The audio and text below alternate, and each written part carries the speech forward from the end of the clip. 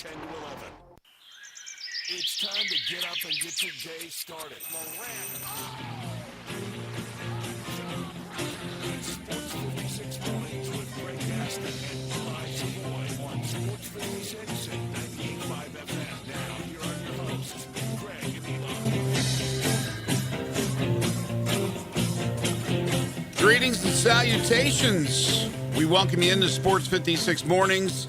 This ain't no April Fool's joke. The Grizzlies lose again, and their grip on a playoff spot continues to slip out of their hands as the teams around them continue to win. The Grizzlies continue to lose, and unfortunately, that will be the topic of discussion to begin things today. But we got a lot to get to on the program.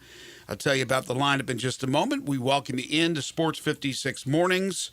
Greg Gaston, Eli Savoy, Elijah Seegers. We are live and local from the Family Leisure Studios. Family Leisure, where family and fun come together. Hey, it's pool time, or at least it's almost pool time. We're already booking pool installs for 2025. Buy now, get on the list for your pool installation. Liners starting at just $2.99. All the pool accessories up to 20% off. How about a 5 to 6 person hot tub starting at $69.99? You can check out all these great items and all these great deals at Family Leisure, 2120 Whitten Road, just north of I-40. I say almost spring because it's 44 degrees out there right now. Very cool this morning. I like it. It feels good. Nice, cool crispness in the air. But it will warm up today to about 73. Sunshine. Should be a beautiful day. Yesterday afternoon was tremendous. Perfect weather. The bad weather's coming in, though. Tonight, 66 for a low, cloudy skies. We should be okay. But then Wednesday and Thursday and Friday and Saturday and maybe even Sunday, a lot of rain in the forecast, a lot of thunderstorms and possibility of severe weather. So keep an eye on that. Coming up on the program today, as I said, Grizzlies talk, plenty of it. Got an update on Brandon Clark, which was announced by the team yesterday. But the Grizz lose to the Celtics and host the Warriors tonight, and they are in must-win mode. We'll go around the NBA, tell you about what else happened last night. College basketball news from on the court with the women as their Final Four is now set. As far as the portal is concerned, there's a lot of news and some big names entering the portal. Also, baseball aplenty from Major League Baseball and a monumental moment in Sacramento last night, late out there on the West Coast. The Redbirds will begin the home portion of their 2025 season tonight against Buffalo. We'll have Ben Johnson, their manager, on the program today. And also in college baseball, big one tonight for the Memphis Tigers as they'll take on Mississippi State over at FedEx Park, Avron Fogelman Field. We got Humdinger's Trivia coming your way today. It's Tuesday. That'll come your way at about 8:03, 8:04, 8:05, somewhere in that neighborhood, so be ready for that one. As I mentioned, Ben Johnson will join us at 9:30. Drew Hill will join us from the Daily Memphian at 8:25 on all things Grizzlies. We'll take your calls and texts on the Sissy's Log Cabin listener lines at 901-360-8255. And we'll tell you what they're going to do at Coastal Carolina football games this year for the fans. That's all coming up on the program today. Good morning. Good morning. Nice and cool outside. Not your type of weather. No, but today's going to be pretty much perfect. Low 70s, sunny. That's ideal. I just loved yesterday. I went down to the game and probably should have brought a jacket, did not, but it just felt good. Every time I feel that 55, 60 degrees just hit me, it just feels terrific because you know what's coming down the road. You know, that hot, humid weather. Speaking of hot and humid, I don't know how hot it'll be at Augusta, but next week is the Masters. It's already upon us. Steve Sands is going to be joining us from Augusta National on Monday, and we begin our annual golf segment, which began last year, now becomes an annual thing with Mickey Barker. That will begin on Tuesday, but very excited about the Masters. Although, again, weather, we'll see. I think it's supposed to be okay for the Augusta area. But last night, it wasn't okay inside the friendly confines of FedEx Forum, where it wasn't so friendly for the home team. There was a lot of green, and it wasn't St. Patrick's Day.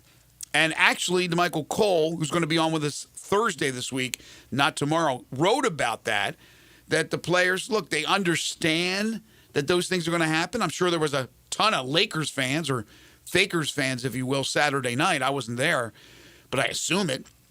And that's going to happen with the better teams, especially a defending NBA title winning team in Boston. But they were not happy. But then again, maybe if they start playing better, maybe it'll be a little bit different, because the Grizzlies fall for the second time in 3 days. They lose their sixth in 7 games as they fall to the Celtics 117-103. They are like a race car leaking oil. Earlier in the year, second place in the West, looked terrific, and it's been dropping since the break, the All-Star break, and the gas, or the oil rather, is leaking. And now in the last 3 weeks, it's been horrendous. Can they figure it out? Can they get a pit stop real quick, put that oil in, fix the leak? Because right now, the Grizzlies, as of this morning, are now 2 games behind the Lakers for 4th place in the West.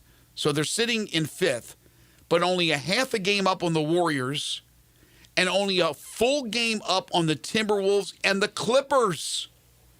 There is a possibility that if it continues, that this team could end up in 8th place, which is just unfathomable a month ago. And tonight they play the Warriors, Eli, and you talked about the importance of this game tonight. They didn't play horrible basketball last night, but there were just pockets where they were outplayed. They started out well. They led after the first quarter. And then they were outscored the final 3 quarters of the game 92-71. I don't even think the Celtics shot the ball that well. But when you shoot that many threes and you make, 34% of them, you're going to do okay, especially when the team you're playing, the Grizzlies, shot it 20 or more times less from 3. There was 106 threes attempted in that game, 62 by Boston.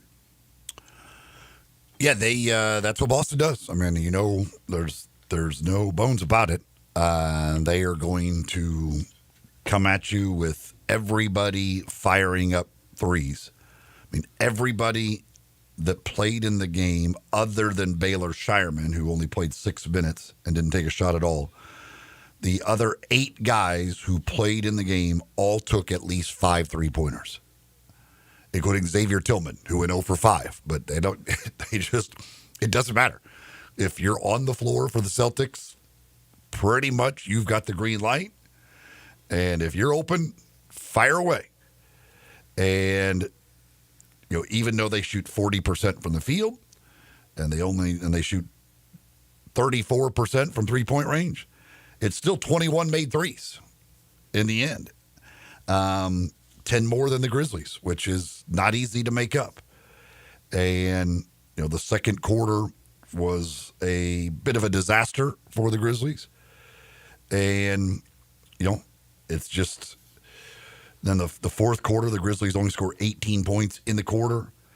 And it's hard to keep up with a team who is just going to keep shooting like that. And you're trying to defend them. Certainly there are some guys you'd rather have shooting than others, but with just everybody's shooting threes, it creates long rebounds too. It is a bit of a nightmare trying to figure out how to guard that Celtics team. The Grizzlies lose for an 11th straight time against a team that is above 500 in the standings. 11 straight losses. And to your point about Boston, they are so deep and so loaded with 3-point shooters.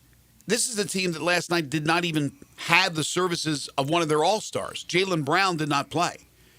The X-Man gets the start. The X-Man hadn't even been playing. But Joe Mazzulla gives him the start against his former team and his former home in Memphis. And then you look at the 3-point shooting, as you mentioned, 34%, 33.9 to be exact. They make 21. So that means they missed 41. They didn't actually shoot that well. They shot okay. But you look at Tatum was 2 of 11 from 3. Tillman was 0 of 5.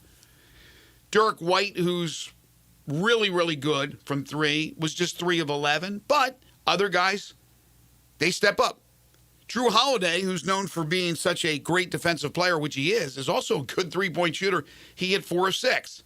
Al Horford comes off the bench. Al Horford is 73 years old. I think 73 years old tomorrow. I think it's his birthday. Now, just kidding. But the guy is one of the elder statesmen in the league. He was part of the Florida back-to-back national championship teams. He's still incredibly productive. He was 9 of 18 from the field, 6 of 13 from 3. He went for 26 points, had 8 rebounds. He's off the bench. Then you have guys like Peyton Pritchard and Sam Hauser, who are three-point specialists. They were a combined 3 for 11, which is not horrible, but they could shoot that better. They're a really good team. And I know Cleveland's kind of the flavor of the month, and maybe Cleveland will be able to beat them. Who knows? Maybe the Knicks. I don't think it's going to happen, though. I think Boston's going to come out of the East again. I just think they're kind of toying around with teams, and now they're stepping up. You got Porzingis, who had some beautiful dunks off perfect alley-oop lob passes. For the Grizzlies, okay, John Morant was really good. John Morant played his second game in 3 days, and I assume Ja's going to play again tonight. It's amazing how that hamstring seems to be perfect right now after missing 6 games and then coming back with the new coach. But he was really good, Ja was. 34 and a half minutes, 10 of 20 from the field. He ended up with 26 points. He had 6 rebounds. He had 5 assists, only 2 turnovers, couple of steals. Jaren Jackson Jr. actually hit the boards. I don't know what happened. 20 points and 15 rebounds. I mean, you could pencil that guy in for 3 rebounds every game, 3 or 4. He got 15 rebounds. So maybe it was Boston that fired him up. Maybe it was the X-Man firing him up. And then you look at the rest of the team. Santi Aldama comes off the bench. He goes for 21, 8 rebounds. He looked pretty good. But in the end, this team pales in comparison to Boston. And right now, unfortunately, it pales in comparison to a lot of the better teams in the league. Thus, the 11-game losing streak against teams that are above 500. And tonight, they're going to play another team above 500 in Golden State, who comes in at 43 and 31. The Celtics mentality, again, like last night is the perfect kind of illustration of why they play this way, why the three-point shot has become what it is. And I know that angers, I guess, a lot of people that don't want to watch people just shoot a bunch of threes. But, I mean, you look at, again, they shot 34% from three-point range, 21 out of 62. So you say, well, it's not a great percentage. But, again, from three-pointers, it's pretty good because if you take those 62 shots and make them two-pointers, well, now they have to make 32 of them to match the point output that they got by making 21 from three. So you have to shoot like 52% from two-point range to match that 34% from three-point range. So it's a simple mentality of if we keep shooting threes, we're going to make enough that it's just going to be better than shooting twos. And that's just their whole philosophy. It doesn't matter who's out there. Keep shooting threes because it's a better shot for us. Okay. Every team doesn't have that philosophy or has the ability to do it, meaning they don't have the personnel. But a lot of teams' concepts have certainly changed and evolved into that three-point shot. Right, 3 is better than 2. But the Grizzlies don't have that. And they probably forced a bunch of threes last night. I don't know what they average per game, but do they average over 40 threes a game? It seemed like they shot a lot more than they usually do. And now with Tomas Isolo as the coach and presumably more of his offense now, eventually all of his offense will be implemented. I don't know how much you can add, but if he comes back as the permanent head coach, that's what you'll see moving forward. That is more of a pick and roll. It doesn't mean they're not shooting threes, but that's more of a pick and roll. Pick and rolls are 2-pointers. They're not 3-pointers. So, well, a lot of times you kick it out, sure, but most of the time you're looking for a higher percentage shot. You'll pick and roll with Ja. You'll use Edie more, I would think, in this type of offense. You're not shooting it 60 times like Boston is. So I don't know, as you look for the future, for any team that's in that situation that the Grizzlies are, that they don't have a plethora of three-point shooters. You look at the Grizzlies and you go, okay, there's several guys who can shoot the three, but Boston has dudes falling off the bench that can shoot the three. Hell, Joe Mazzulla comes in and shoots three a game. I don't think people pick it up, but he's in there. I see it. Kidding. But yes, Boston is phenomenal at doing that. Are they an anomaly? I don't think so. There are other teams that shoot a lot of threes. But right now, that's a little bit uncharacteristic for Memphis and a little unrealistic for them to be able to keep up with the Joneses as far as three-point shooting. Let me bring in Elijah. We haven't said hello to Elijah yet. You're a young guy. Does a game of 106 three-pointers bother you? Not really. If it's coming off of good action and good offense, I'm not bothered by it. I know some people, are perturbed with the shot chucking and the need to get up at least 50 a game, regardless of how you're getting them. But I think if you're getting them via good offensive action, I'm all for it. I don't think I've seen a better passing team this year than Boston. The ball movement is incredible. Yeah, I mean, they just, again, with everybody standing out the three-point line, just spread you out, keep it moving until somebody gets a shot. I mean, they attempt 6 more threes per game than anybody else, than the second most in the NBA. And they're over 48 threes per game.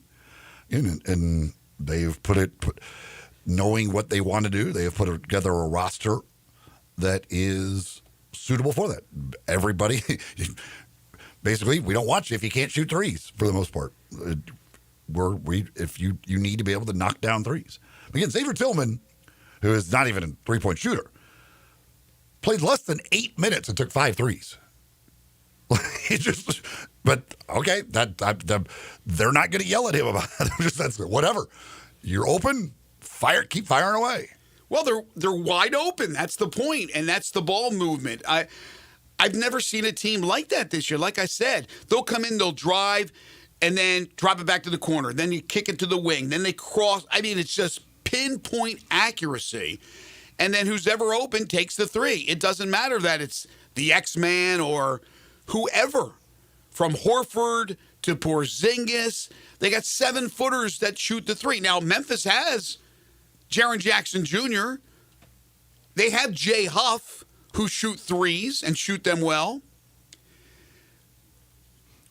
But and I don't remember who it was. Somebody in the postgame asked Isolo about it, and because they brought up, I mean, if you look at the Grizzlies, Desmond Bane, 5 3-point attempts in 31 minutes, and Luke Kennard only took 1 shot, 0 3-point attempts. He's taken 1 shot in the last 2 games. In 19 minutes. Mm-hmm. And, they asked Isolo about creating opportunities and for your better shooters. And that's the thing. Again, Boston, you've got Tatum taking 11, Derek White taking 11, Al Horford takes 13. You had it going, keep on going. They're able to get guys and get the guys who they want shots. Yes. And that's the Grizzlies have to get better at that. I mean, if Luke Kennard's going to be on the floor, it's got to be to shoot. He has to shoot. You have to figure out ways to get Luke Kennard 3-point attempts. And he does some other things, but in the end, Luke Kennard is on the court to stretch the floor and be a 3-point shooter. For him to play 19 minutes and not take a 3-point shot, well, what the hell? Like, there's plenty of guys could take those 19 minutes and not take a 3-point shot that can probably be better for you on the defensive end and in other areas than Luke Kennard. Yeah, it's 2 straight games that he's shot 1 time. 1 time. Look, Luke Kennard has become, I think, a better facilitator. But when you have Ja Morant back, you don't need that. And still Scottie Pippen Jr. coming off the bench. You need Luke to get open, to create. But if he's not creating, they have to create for him. He has to be shooting the threes. Jalen Wells, I'm not sure how much he's dipped here recently with his 3-point shooting, but he needs to shoot threes. Dez, not on the run, but Dez on a nice swing to him where he's squared to the bucket, he needs to shoot threes. Now, Ja hit a couple last night, and he's going to continue to take them, but I'm not real excited about him taking 8-9 threes a game. And I don't think that he did that last night, but we've seen games where he's settled for threes. When Ja is penetrating and then they're kicking, then that's when they can get these open guys. Obviously, Jackson can shoot some threes, but they're going to have to somehow keep up with the Joneses. Nobody's going to shoot the threes like Boston. But when you're outscored by 30 points at the three-point line, you're in trouble. Unless you're scoring every single time down the court, even if it's deuces, it could still add up. But that's not the case. They're not doing that.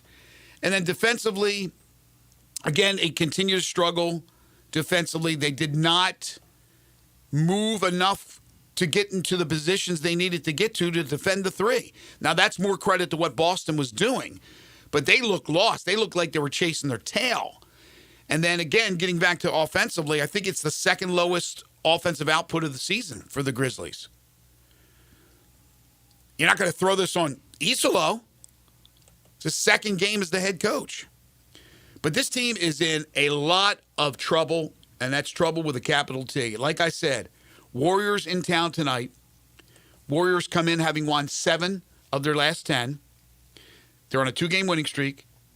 They are a half a game behind the Grizzlies. The Timberwolves, the Clippers are just a half a game behind the Warriors and a full game behind the Grizzlies. Last night in the NBA, you had the Clippers winning in Orlando 96-87. You had the Lakers taking down the Rockets 104-98. Dallas, which is still in the play-in, they lose at home to Brooklyn 113-109. So you still got a bunch of battles going on, battles at the bottom of the playoff, the top of the play-in, and then really the bottom of the play-in with Sacramento holding a 1-game lead over Phoenix for that 10th and final spot. But it is looking more and more, Eli, like the Grizzlies are going to end up being in the play-in, and that's an absolute grizaster. Yeah, again, tonight's a massive, massive game for them. And, looking this up, so Boston shoots, as far as percentage of field goal attempts that are three-pointers, Boston is easily number 1 in the NBA in that. Number 2 on that list is Golden State, which is no surprise that we know Golden State takes a lot of threes. They have for a long time. Obviously, when you got Steph Curry, you're going to take a lot of threes. The problem for the Grizzlies with that is that no team in the NBA gives up more wide open threes than the Grizzlies. Right. By definition, they term a wide open three with a defender not within 6 feet. And the Grizzlies give up more wide open threes than any other team in the NBA. So playing Boston one night, Golden State the next night, not great for the Grizzlies. And yeah, they got to figure out something. We'll see if they can rally. This is a Golden State team that's in the midst of a long road trip. We've seen teams sometimes when they get towards the ends of these long road trips, it can get a little difficult. But the Grizzlies, second of a back-to-back, so they're dealing with that challenge as well, even though both here at home makes it a little easier without the travel in between.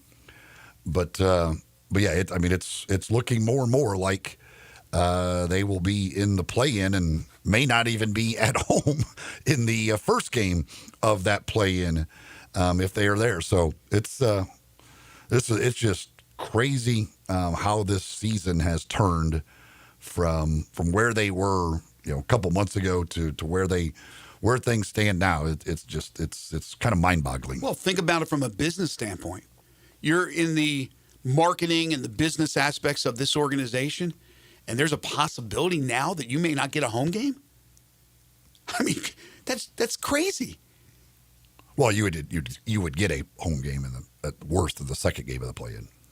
Oh, because you'd still be alive. Yeah, you'd still be alive in that, basically the consolation there. But still, you're looking at series. You're thinking, yeah, we got a series. We're going to host a series. We'll probably have the home court. And even if you don't have the home court, you're going to get some games. Things have changed that quickly. By the way, the Grizzlies still own the 5th best point differential in the entire league, third best in the West. They're only behind Oklahoma City, well behind Oklahoma City. They're only 0.1 points behind Houston for second in point differential. They're plus 4.8. But they've lost 7 of 10. They've lost 3 in a row. And again, tonight, a huge one against Golden State. I would imagine there'll be Warriors fans. There'll be Steph Curry fans tonight. And probably the Grizzlies will get upset again. But they have to realize that you play better. You're going to have more of your fans there. And maybe less of the opponent's fans. You know, the opponents are going to find tickets no matter where the games are, no matter what arena it is, no matter how crowded it is. But, yeah, I can understand fans or players a little bit irked by that. But, again, right now the product for the Grizzlies is not good. Are they going to sit there and say, you need to come out? No, you need to play better. Well, yeah, I don't remember which one of the players was. Said that you got to win. I mean, if you win, then you shut their fans up anyway. Exactly. So, it's as simple as that. I mean, it's not simple to do it, but it's a simple strategy. This is a stretch of games. This homestand is 3 of the most popular brands in the NBA. I mean, the Lakers and the Celtics are the 2 storied franchises of the league with a ton of fans that are there. Obviously, you throw in LeBron James and Luka Doncic when you're talking about the Lakers on top of just people who are Lakers fans, because in this league, so many fans are just fans of players. For the Warriors, obviously, with Steph Curry, million Steph Curry fans out there. So, yeah, I mean, this is just 3 games where, and there's a lot of season ticket holders for the Grizzlies who are going to say, I'm not going to go downtown 3 out of 4 nights, including a Monday, Tuesday. Like, it's just, that's too much. And a lot of people, when they get their season tickets, use Lakers games, Celtics game, Warriors games to make back a bunch of the money that they spend on their season tickets. That's the whole thing. Like, I know I'm not going to go to all the games. I'll use those games to make a bunch of the money back that I spend on season tickets. And they do that. So they end up in the hands of opposing fans. So it's just going to be a part of it when you're playing these teams, that there's going to be opposing fans there. So, yeah, it's on you to go out there and play well and shut their fans up. All right, we need to take our first break of the morning. We got a lot to get to, including some Tigers basketball recruiting news that we'll get to, and the possibility that today they will decide to vote against the tush push and it will be outlawed forever. All that coming up next. This is Sports 56 Mornings with Greg and Eli on Real Sports Talk, Sports 56 and 98.5 FM. Join the voice of the Tigers, Dave Woloshin, for Wolo and Friends. Weekday mornings from 10 to 11 here on Sports 56 and 98.5 FM.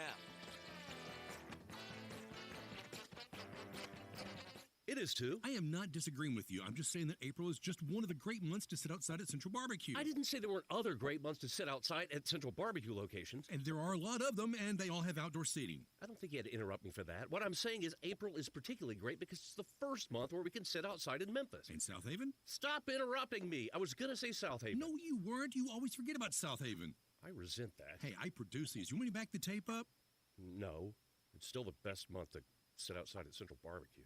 Join the University of Memphis Athletic Department as they host the inaugural Power of Girls in Sports Clinic sponsored by FedEx. Held in the Lori Bolton Family Basketball Center Saturday, April 12th, girls 3rd through 6th grade will join Tiger female student athletes and staff to learn life skills, build confidence, and develop a healthy lifestyle while participating in sports. Admission is free and the deadline to sign up is Monday, April 7th. Availability limited to the first 200 girls. Sign up at gotigers.go.com/PGSC.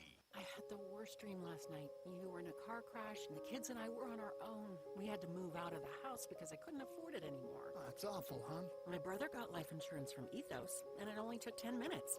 And he got $2 million in coverage for around $2 a day. It's all online. No medical exam. He just answered a few health questions right from his house. Ethos, here we come. Visit ethos.com/play. That's ethos.com/play. Sample rate is a 10-year term life policy for 35-year-old healthy non-smoking male. Billed monthly. Locally owned and operated for over 40 years, Automatic Gates Construction tailors custom gate solutions for all your residential, commercial, and industrial needs, including repairs, maintenance, and installation. Automatic Gates Construction specializes in designing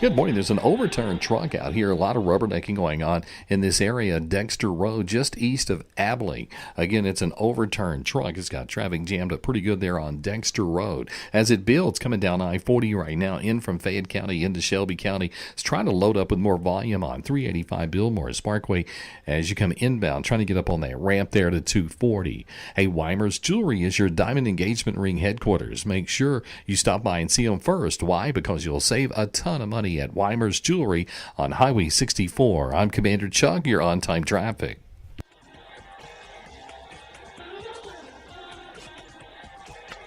Now back to Sports 56 mornings on Sports 56 and 98.5 FM. Here once again, Greg Gaston and Eli Savoy.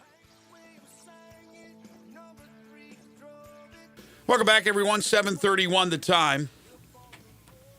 All right, so here's the latest as far as the portal is. It's interesting because 2 years ago, it seemed like every name that entered the portal, and I know there was thousands and thousands, but it seemed like Memphis was attached to a lot of them. Last season, off season, so last spring, you didn't see it at all. And then Penny very quietly put together his team, and it was a successful year. Now you're seeing Memphis attached to a lot of different names again. So it's really interesting what's going on. They had the player from Syracuse that was just in over the weekend. According to Jason Munns, Tanner Toulson is going to come in late tonight and visit the team tomorrow. He'll be here. He is a shooter. He comes from Utah Valley. I remember watching Utah Valley a couple of times. Had some bets on those guys. He's a good player. But he's looking at a number of different schools. He's already visited Utah. He's already visited Utah State. He played at Utah Valley. Got BYU on the list, Creighton, Colorado State, a bunch of others as well. Hawaii, I think he's going to go visit. And why wouldn't you, right? But he's going to visit Memphis. Then there was the stories yesterday of some pretty interesting names that jumped into the portal. First of all, my alma mater is losing players by the moment. I don't know what is going on with the University of Maryland, but that president better figure out something and get an AD in there. Because right now, without an AD, it makes it hard to get a head coach. And with Willard leaving to go to Villanova, right now they don't have anybody. So these players are leaving. And Jacoby Gillespie, who's a very good guard, is in the transfer portal. And according to a couple of reports out there, Memphis has contacted Gillespie. Reportedly, Tennessee is also very much in on him. And Gillespie was looked at by Memphis last year, according to reports, before they ended up going with Tyrese Hunter. Then you have Yaxel Lendeborg from UAB, who still has another year of eligibility. I think he'll end up going to the NBA. Probably be a second-round pick. I think he'll stick on a team. He's just too athletic, too talented. He needs to get better in certain areas. But if he doesn't, he's out there. And Memphis, again, according to reports, has contacted him.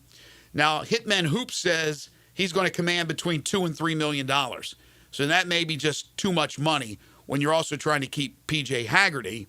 And you're hoping to get the waiver on Dane Danger. That's not going to happen. I don't see that happening. It would be maybe the upset of the year. But that's somebody also they're looking at.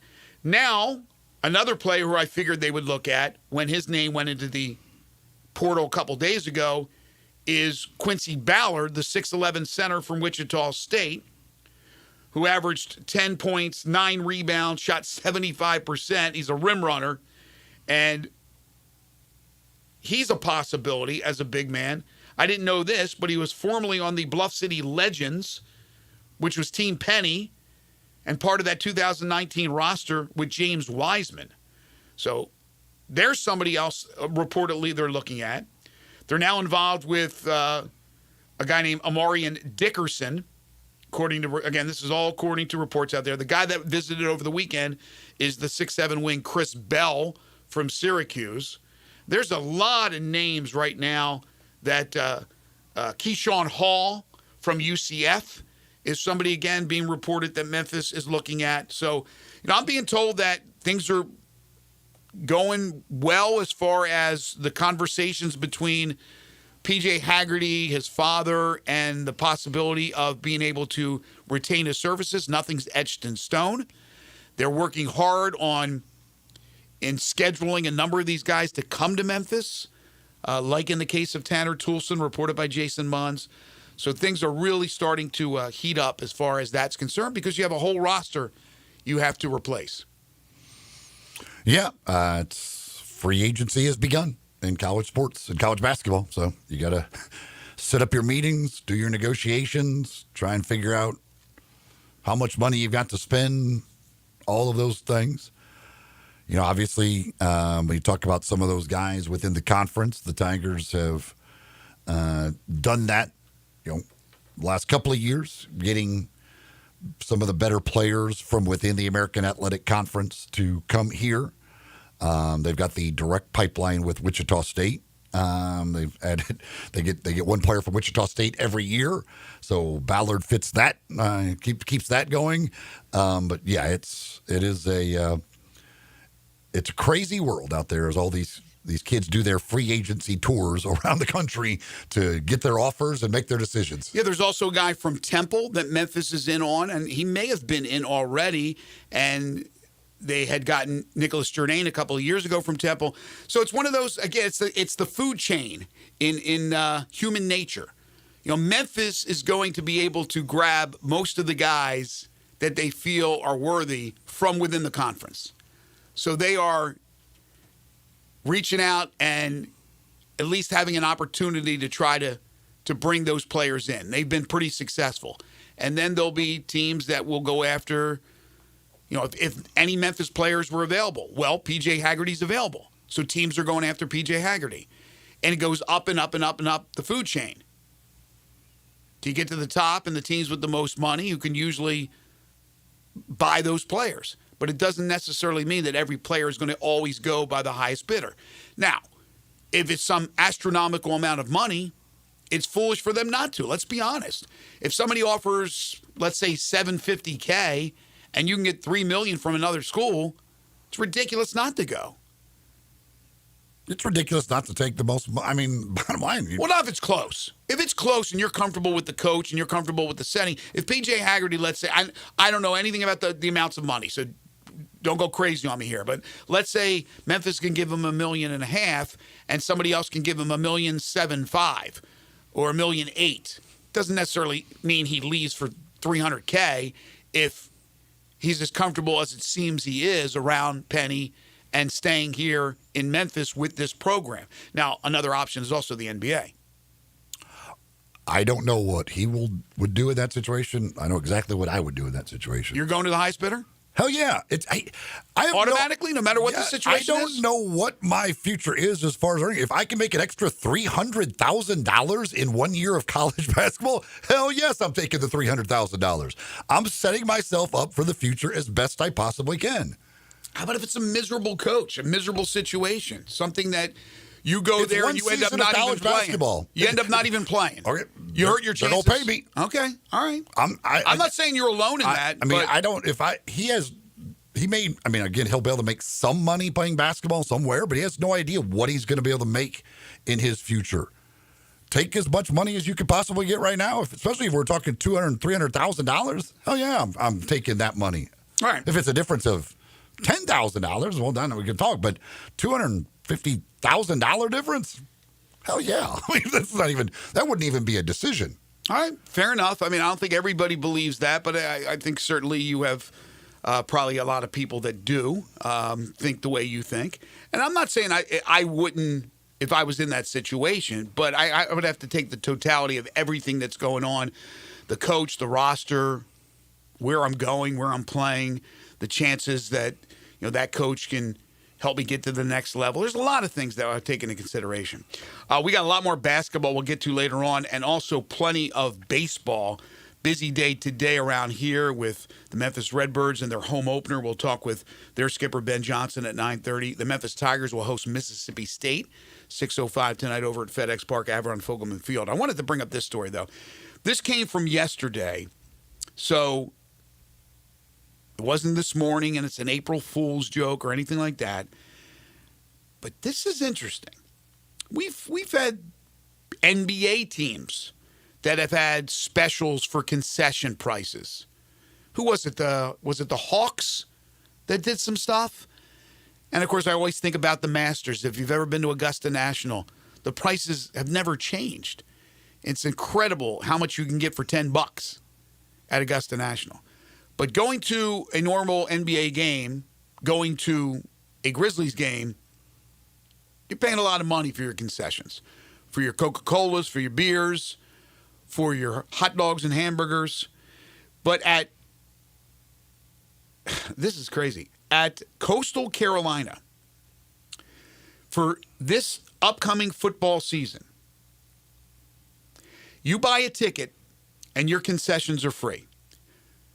Now, if you want to buy a beer, if you want to get food from an outside vendor, if they have trucks there and all that, that'll still cost you your own money there. But fans will be permitted to acquire 4 free items per trip to the concession stands. Not one time, per trip, from a selection of hot dogs, nachos, popcorn, fountain drinks, water. Again, they won't be limited on the times they can go to the concession stands. You buy a ticket, you get your concessions free. This is nuts. How do you not lose money by the boatloads? Because people are going to take advantage of that. They're going to go 1,000 times, even if they don't eat it. Well, I don't think people are just going to keep going to get hot dogs and then throwing them away and then go back to get It's just like the smorgasbord, man. You go to the buffets, people just waste food. I go to a buffet, I eat everything that's on my plate.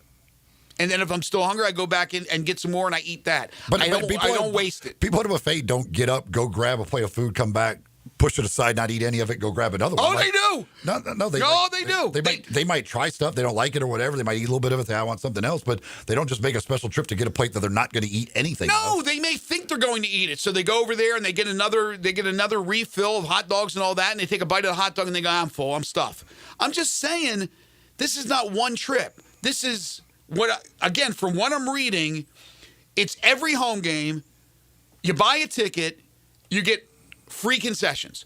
Could you imagine that? Like, how will the attendance go up that much to make up for the money you're going to lose at the concession stands? And is this something that other schools would look at? Could Memphis down the road look at something like that? How much would it increase attendance? I think it would increase attendance a lot. Now, I'm not crunching the numbers here. I don't know the numbers, how it would work out with ticket sales and then the money you would lose from the concessions. It's a minus in the concessions. You're not making any money. Now, you're making money on beer, and I don't know how that's broken down with the beer vendors and all that. But everything else, you're getting cocktails, and maybe there's other items that are not part of this. Boxes of candy. I don't even think that's part of it. But all these other items are. Let's see. It's a campaign. It's called the CCU Kickoff Meal Deal. Our fans are the heartbeat of Teal Nation. We're always looking for ways to elevate their game day experience. We're excited to offer free concessions this fall as a way to say thank you for the energy, passion, and support they bring to Brooks Stadium every game. Again, hot dogs, nachos, popcorn, fountain drinks, water. It's pretty impressive. Good for the Chanticleers. And good for their fans. Yeah. Again, something that maybe other schools will, if they see that this is successful, I still don't know how, but if they see it, maybe that's something that's coming to a stadium near you.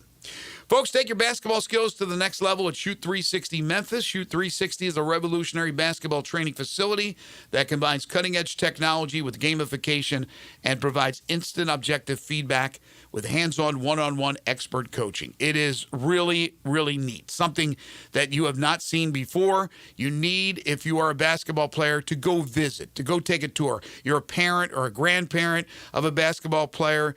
Bring them over to Shoot 360 Memphis, and they will show you what it's all about. And that one-on-one expert coaching, you're always going to get that. They have coaches that have been at every level, including a former Memphis Grizzlies assistant coach and Scott Adebayo. Just great people that know the game of basketball. They got the 50,000 square foot facility over in Cordova, has 2 NBA regulation-sized courts, 3 high school-sized courts, and 4 shooting bays with the Shoot 360 technology. They also have the original in Collierville. You can become a member at both or just one of the locations, your choice, whatever's more convenient for you. And you can do so on a month-to-month basis. You can't beat that. So give them a call in Cordova, set up a tour, tell them you heard it here on Sports 56 Mornings, 901-779-3176, or in Collierville at 901-316-5500. I'll also tell you they have other options, too, where it's not even a full month, and you'll pay a lower cost. So again, if you're a basketball player, you want to become a better shooter specifically, this is the place for you. It just makes sense. Also, for your coaches out there, they have free coaching clinics, so give them a call and find out when the next coaching clinic is available. The future of basketball training is here at Shoot 360 Memphis. You're tuned in to Sports 56 Mornings with Greg and Eli on Real Sports Talk, Sports 56, 98.5 FM. Broadcasting from the Family Leisure Studio, we are Sports 56 and 98.5 FM.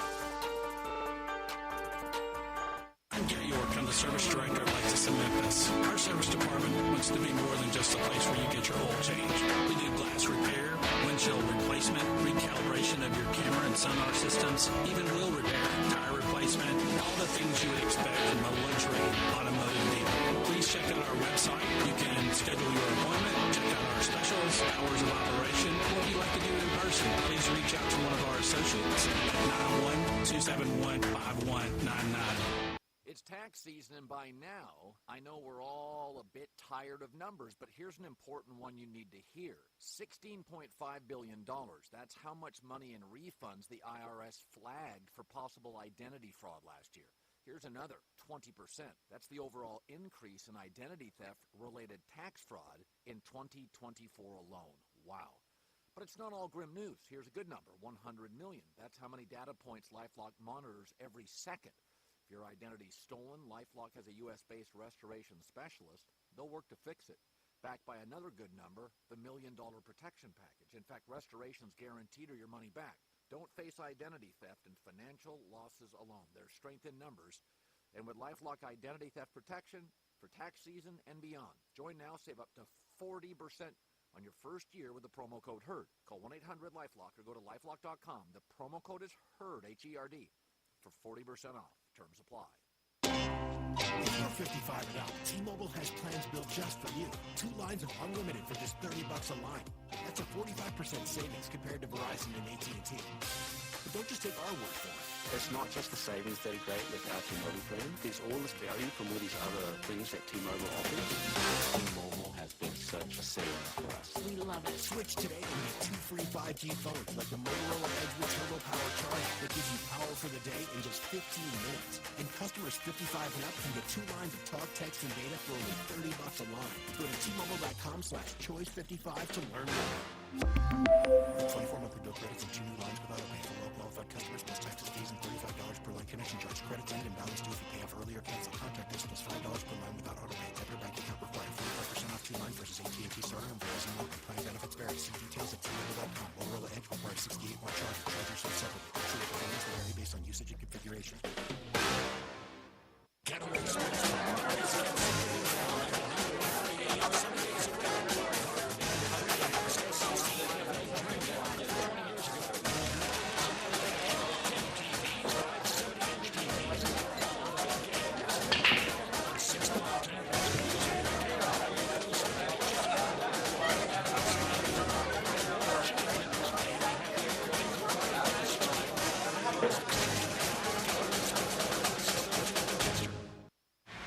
sports fans, the Boats are back in action with a 1:30 kickoff on Saturday, April 12th at Simmons Bank Liberty Stadium as they take on the Houston Roughnecks in a special Memphis wrestling-themed game, the Showboats Showdown. Come see all the football action of the UFL and enjoy wrestling matches pregame and a special halftime main event. More football, more wrestling, more Showboats. Get your tickets today at UFLShowboats.com. That's UFLShowboats.com. Go Boats! Now back to Sports 56 Mornings on Sports 56 and 98.5 FM. Here once again, Greg Gaston and Eli Savoy. So the men's Final Four is set for Saturday with the national championship game on Monday. And I'm not sure how many people understand or know this or realize it, but there's another men's basketball tournament that just started last night. It's the first year for this tournament. It's out in Las Vegas. It's called The Crown. And there were 4 games last night. Butler beat Utah 86-84. Boise State over George Washington 89-59. Nebraska beat Arizona State 86-78. Georgetown over Washington State 85-82. So reputable teams, reputable programs. Tonight you have the likes of DePaul playing at Cincinnati, playing Cincinnati in Vegas. Villanova, Colorado, UCF, Oregon State, and Tulane still in action, or starting action from the American Conference. They'll take on USC. But I wanted to bring this up because this is just one person's opinion. Who's coaching Villanova, I wonder?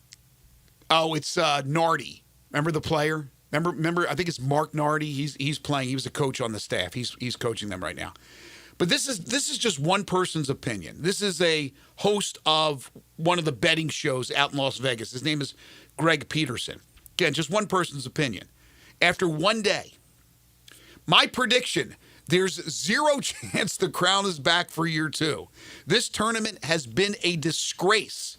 Half the players that should be playing aren't because they are in the transfer portal.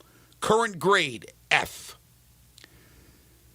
They're probably paid well to be in this tournament, but it is true that a lot of these guys are portal seeking. The timing of the portal opening up with these teams still playing is a little mind-boggling.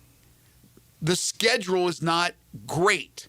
It's not conducive to finishing your year with the current team you play for before you start looking ahead as to what your next move is, what your next step is. I have no clue why Fox wanted to do this. I can't imagine anybody watching it. I guess we'll see if there's anybody watching it, but most people don't even know that it started last night, I'm sure. Like, there's no conversation whatsoever, talk about it. So I'm not sure what Fox's thought process is and how they deem this to be a good thing, but I guess that's up to them to decide whether they want to continue it or not. So take into consideration what today is. Some of you are wiping the sleep out of your eyes as you wake up and you turn on the show, or maybe you're in your car getting ready to go to work or dropping the kids off at school. So here's a tweet from Tiger Woods. This is Tiger Woods. I can't believe I am saying this, but a few weeks after rupturing my left Achilles, sleeping in a hyperbaric chamber, plus the explosive lifts my doctors and trainers had me ready to play the Masters next week. Can't wait. See you on the course. How great is that news? Oh, then the next tweet. P.S. April Fools, my Achilles is still a mess. I'm glad he has a sense of humor. He's got his new girlfriend. He's happy. He's all smiles. Tiger trying to pull the fast one on everybody. I don't think anybody was falling for that one. Today, the NFL owners are going to vote on a few measures. One of them could be the abolishment of the tush push. It seems like, according to those in the know, that there is more support for this vote. And I think they need 24, correct? Yep, they got to have 24. I said it. I predicted it. I said they would ban this darn thing. I don't know if they have 24 votes. We'll find out later today. But the people that are against this, and of course the Philadelphia Eagles are, Nick Sirianni, he made a great point. He explained how it came to be and all the hard work they put into it, and that it's unfair that they have come up with something that other teams seemingly can't stop. So why should they be penalized by that? But then again, it's a lot easier for other teams, instead of being able to figure out a way to stop it and make it successful on their own part, it's easier for them to just vote it out. So we'll see what happens. Yeah, they, according to the reporting, there has been a lot of debate back and forth on it. You're listening to most of the coaches talk. Most of the coaches say that they don't think it should be banned. That it's you shouldn't basically penalize innovation, that type of stuff. So I don't know. I don't know if there'll be 24 votes to get rid of it or not. That vote, I'm not sure exactly what time. It's sometime this morning that they're voting on these things. But yeah, according to all of the reporting from the meetings, it seems like this is a very healthy debate back and forth about this play, which is just not, you don't normally see that as much debate, I guess, on these types of rule changes as they're getting for this one. Well, you just said most of the coaches are against it. If that's the case, it won't be a successful vote. I think it was Raheem Morris earlier who said that he supports them getting rid of it. But this is a vote by the owners. This isn't a vote by the coaches. Coaches have to deal with trying to, again, make it better for them when they want to use it, or trying to stop it when they play against a team that does this. And there are teams that have had success. It's not just the Eagles. The Eagles just have simply had the most success. It almost seems like it's 100%, although it's not.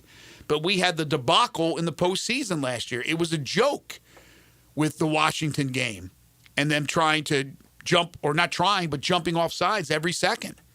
And then the official having to announce that they're about to give them a touchdown automatically. That was a debacle. They don't want to see that again. So I'll be curious, yes, absolutely curious to see how the vote goes. All right, we'll take a timeout. When you come back, hour 2, we will open it up with Humdinger's Trivia. Then at 8:25, Drew Hill on the Grizzlies and the move to fire Taylor Jenkins. You're tuned in to Sports 56 Mornings with Greg and Eli on Real Sports Talk, Sports 56 and 98.5 FM.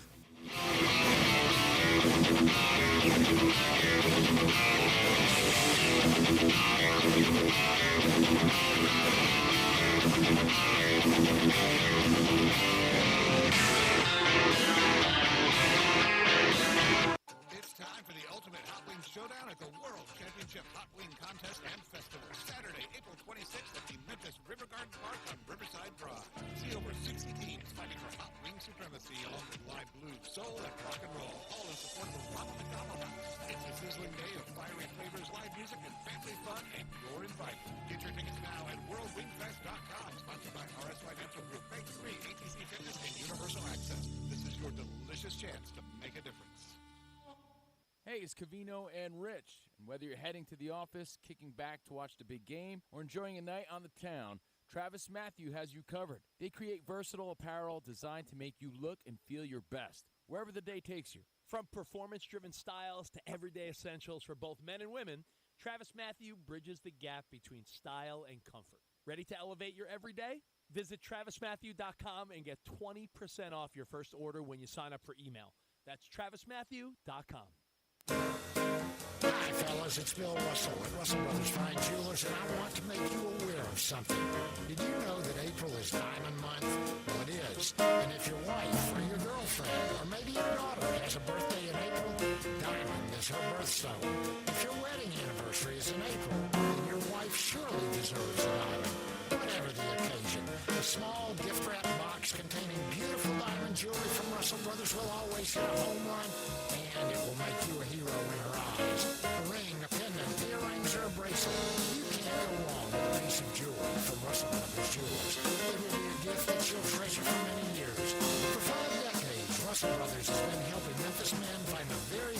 diamond jewelry for their sweethearts.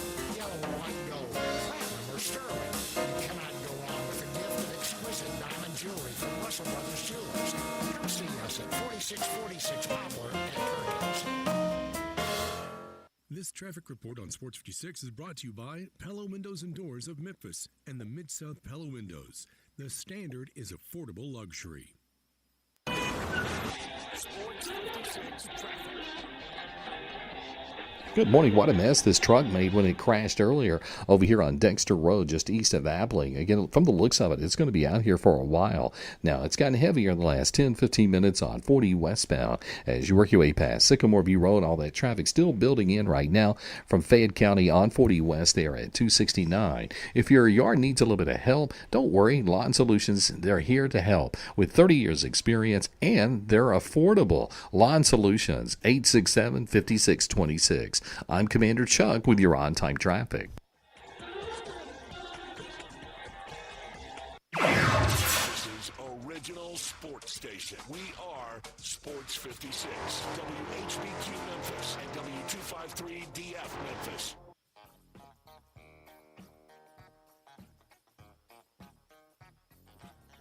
Now back to Sports 56 mornings on Sports 56 and 98.5 FM.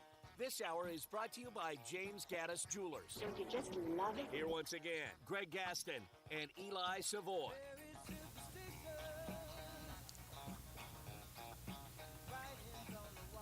Welcome back, everyone. Happy April Fool's Day. Greg Gaston, Eli Savoy, Elijah Seegers with you on this Tuesday, April 1st, 2025, 8:01. Make that now 8:02 the time officially. We're in the Family Leisure Studios. Family Leisure, where family and fun come together. Check them out at 2120 Whitten Road, just north of I-40. They're cranking up all the pool deals because spring is right around the corner. Although when you step out of your home this morning at 44 degrees, doesn't feel like spring, but today it will. 73 degrees this afternoon for your high, with mostly sunny skies, a little bit of clouds. Then tonight it gets cloudy, 66 for your low, which is very comfortable. And then the rain comes in, the thunderstorms, and some bad weather in the forecast for possibly Wednesday night, I believe it is, where it's going to be very windy, and then storms on Thursday, Friday, Saturday, rain on Sunday. At least that's the forecast at the moment. Hate to be the bearer of bad news, but again, that's always subject to change. Hour 2 of the program brought to you by the great folks at James Gaddis Jewelers. I'll tell you a little bit more about what's happening at James Gaddis Jewelers in just a few minutes, but it's Tuesday. That means it's time for Humdinger's Trivia. That's right. And, of course, if it's Tuesday, that also means it's Taco Tuesday over at Humdinger's with their chicken and fish tacos, just $2 each. That's each and every Tuesday that you could take advantage of that fantastic deal over at Humdinger's. Of course, those great tacos, but also so much more on the menu, from their great grilled fish options, many different options for the grilled fish, with some great sides and the great toppings that you can get as well. Maybe you want to add a skewer shrimp. The great sandwiches like the po' boys or the piri piri burger, the appetizers like the calamari or the crab cakes. Lots of healthy items, lots of great stuff on that menu. HumdingersRestaurant.com. You can check out the entire menu. You can also get information on catering through the website. You can order online on the website. Again, that's HumdingersRestaurant.com. Humdingers, located at Poplar and Massey. If you're the first to answer our trivia question correctly, well, then you'll win a $25 gift certificate to Humdingers. And you can answer via text on the Sissy's Log Cabin listener line at 901-360-8255, 360-8255. Text in those answers. Again, the first correct answer gets the $25 gift certificate. If you've won in the last 30 days, you are not eligible, and you do only get one guess. So use it wisely. Here is today's question as we get ready for the Final Four coming up this weekend. Of course, the national championship game coming up on Monday. A lot of eyes will be on Cooper Flagg, the outstanding freshman for the Duke Blue Devils. Who holds the record for the most points scored by a freshman in the NCAA tournament national championship game? Who holds the record for most points scored by a freshman in the national championship game? Text in those answers at 360-8255, 360-8255. And again, the first correct answer will get the $25 gift certificate to Humdingers. Who holds the record for most points scored by a freshman in the national championship game? So I was mentioning the NFL coaches, and yesterday the AFC coaches at the meetings met with the media, and I believe the NFC coaches will be meeting with the media today. Some of the comments from AFC coaches about the whole tush-push debate. Sean McDermott went into a big thing about health and safety, which, again, there's right now no data to say it's a dangerous play whatsoever, although he somehow still believes it is. Aaron Glenn, they've done a good job of creating a play that's unstoppable. In my defensive coaching mentality, my job is to stop that play. Our job is to stop that play. Mike Vrabel, what I think we should not do and be careful of is there are a lot of different plays that you have to defend that the offense does well. And that particular play, you have to defend it. It's also tough to defend Lamar Jackson when he runs the ball. So I'm all in favor of getting rid of those plays that are tough to defend. Getting rid of Lamar Jackson, period. But, we just try to focus on what the rules are and try to use them to our advantage. Shane Steichen, I'm not in favor of taking it out. I think it's good for the game. D'Amico Ryans, it's tough to punish a team for being really good at something. Brian Callahan, I'm pretty neutral, to be honest. I don't think it's like the Super Bowl. I don't think it's like the super unstoppable play. I think one team's really good at it because they have good players and the quarterback that squats 600 pounds. Kevin Stefanski, I don't know that it's something that needs to be legislated out of the game. The injury data is not there, so I'd be in favor of keeping the rules as they are. You're welcome, Coach Sirianni. John Harbaugh, we don't do it with Lamar. That's not something we do. I feel like it's a football play. If it's determined that it's an injury risk play, which I think is what the doctors are concerned about right now, then that's something that we need to address. If we don't think it's an injury risk play, then it's just a play in football.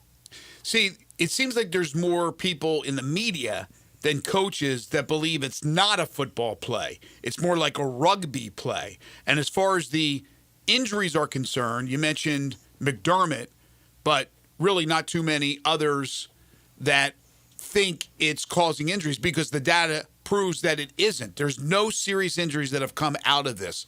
But that's the coaches. Again, the owners, it'll be really interesting if they feel that it's something that their organization can't stop and they believe that gives believes that gives Philadelphia the advantage, they'll vote against it. So the way they think is what's important, not the way the head coaches think, because the owners are the ones that will be voting on it. I've said that they will outlaw it, but again, 24 votes is a lot of votes. So that's a lot of minds that you may have to change. So we'll see what that vote does. Again, probably sometime later this morning, possibly while we're still on the air, possibly not. Okay, so the Pac-12, has that ship sailed for the University of Memphis? I believe it has for the moment. However, there's an interesting story from John Canzano, who's a columnist out on the West Coast, specifically Oregon, has covered Oregon State, the Pac-12 for many, many years. And he's got a website, and he's a columnist at johncanzano.com, right? It's a published report about the Pac-12 where he says that the media rights deal is expected to be finished in the next couple of weeks. So all the conversations that happened in privacy, what is the possibility of them having a somewhat lucrative media rights package with still uncertainty on all the teams that will be in that conference? The lawsuit that's going on with the Mountain West and the teams that are defecting to go to this new Pac-12. I mean, there's a lot going on. And he does say, if there's no deal announced by April 15th, I'll start to ask more pressing questions. But he talks about the expansion. He says the list of schools hasn't changed, but some tiers are becoming clear within the list. For example, I think the top 3 candidates are obvious, and any of them could come as a standalone. Beyond that, there are a few schools, tier 2 and 3, that would only be considered by the Pac-12 if they came in conjunction with some others. But here's the tier 1 again, the tier one, the obvious ones to him that could come as standalones: UNLV, Memphis, and Texas State. Now, with Texas State, he goes on to say that Texas State would be willing to possibly come in at a zero media rights distribution in the first year, and he goes on and on and on about that. That obviously is not something that Memphis would do. But UNLV and Memphis, interesting. So Ed Scott shot that down, the first invite, and rightly so. We stood by it. Others in the media thought that maybe they should have jumped on it. But now we're talking about the standalone, because one of the ADs was asked about the future of really the Olympic sports and playing in multiple time zones. And that AD said he was not interested in shipping athletes all over the country. But football, basketball, the main revenue-producing sports, that's a different ballgame altogether. Now, how much money can you make out of it? That's going to be the most important thing. But then again, if you have a media rights deal that's going to already be done and you don't have your complete amount of teams in there and you want to add, what does that mean? Or do they have contingencies in the contract that would say if you add this team, that team, or this many teams, it increases to this much? Because if you don't have the exact number, it's hard for somebody to commit. But again, for Memphis, I don't see them breaking away from the Olympic sports, because where would the Olympic sports go? It's not like the American Conference is going to keep Memphis for soccer and baseball. So I don't know what would happen. I think this is far-fetched. I think that ship has sailed for the moment. But I'll be interested to see what type of deal they came up with as far as the media rights package. Yeah, I mean, I think it certainly would be interesting to see what kind of, that was the whole thing originally, was it was useless to be discussing any of it until you kind of knew what that media rights package could be, and just to kind of see what the climate is out there for them versus, conferences like the American Athletic Conference and what they make right now. Some of these other conferences outside of the Power Four, it just will be interesting to see what that might be. And it might, I still can't imagine it's going to be that great of a package, but we'll see what they're able to come up with. I don't see any way that it's going to be good enough that it's just like I thought before. Nothing's changed my mind that suddenly this is going to be good enough to make it worthwhile for the University of Memphis. Yeah, I'm with you 100%. And then it's a chicken and the egg thing, right? They want to know what teams are going to be in the conference, and then some of the teams that right now are maybe contemplating or were contemplating prior when they first got invited like to know what the media deal will be. Well, there's an issue right there. Unless, again, if a deal that will be announced, according to Canzano, in the next few weeks, has contingency plans. If this happens, then we put this much more into the coffers. I don't know. I don't know which way they're going. I can't imagine it's a large deal. Now, there are new players that are looking for programming in the sports world. So there's that. But I don't think anybody's going to pay an astronomical amount of money for an inferior product.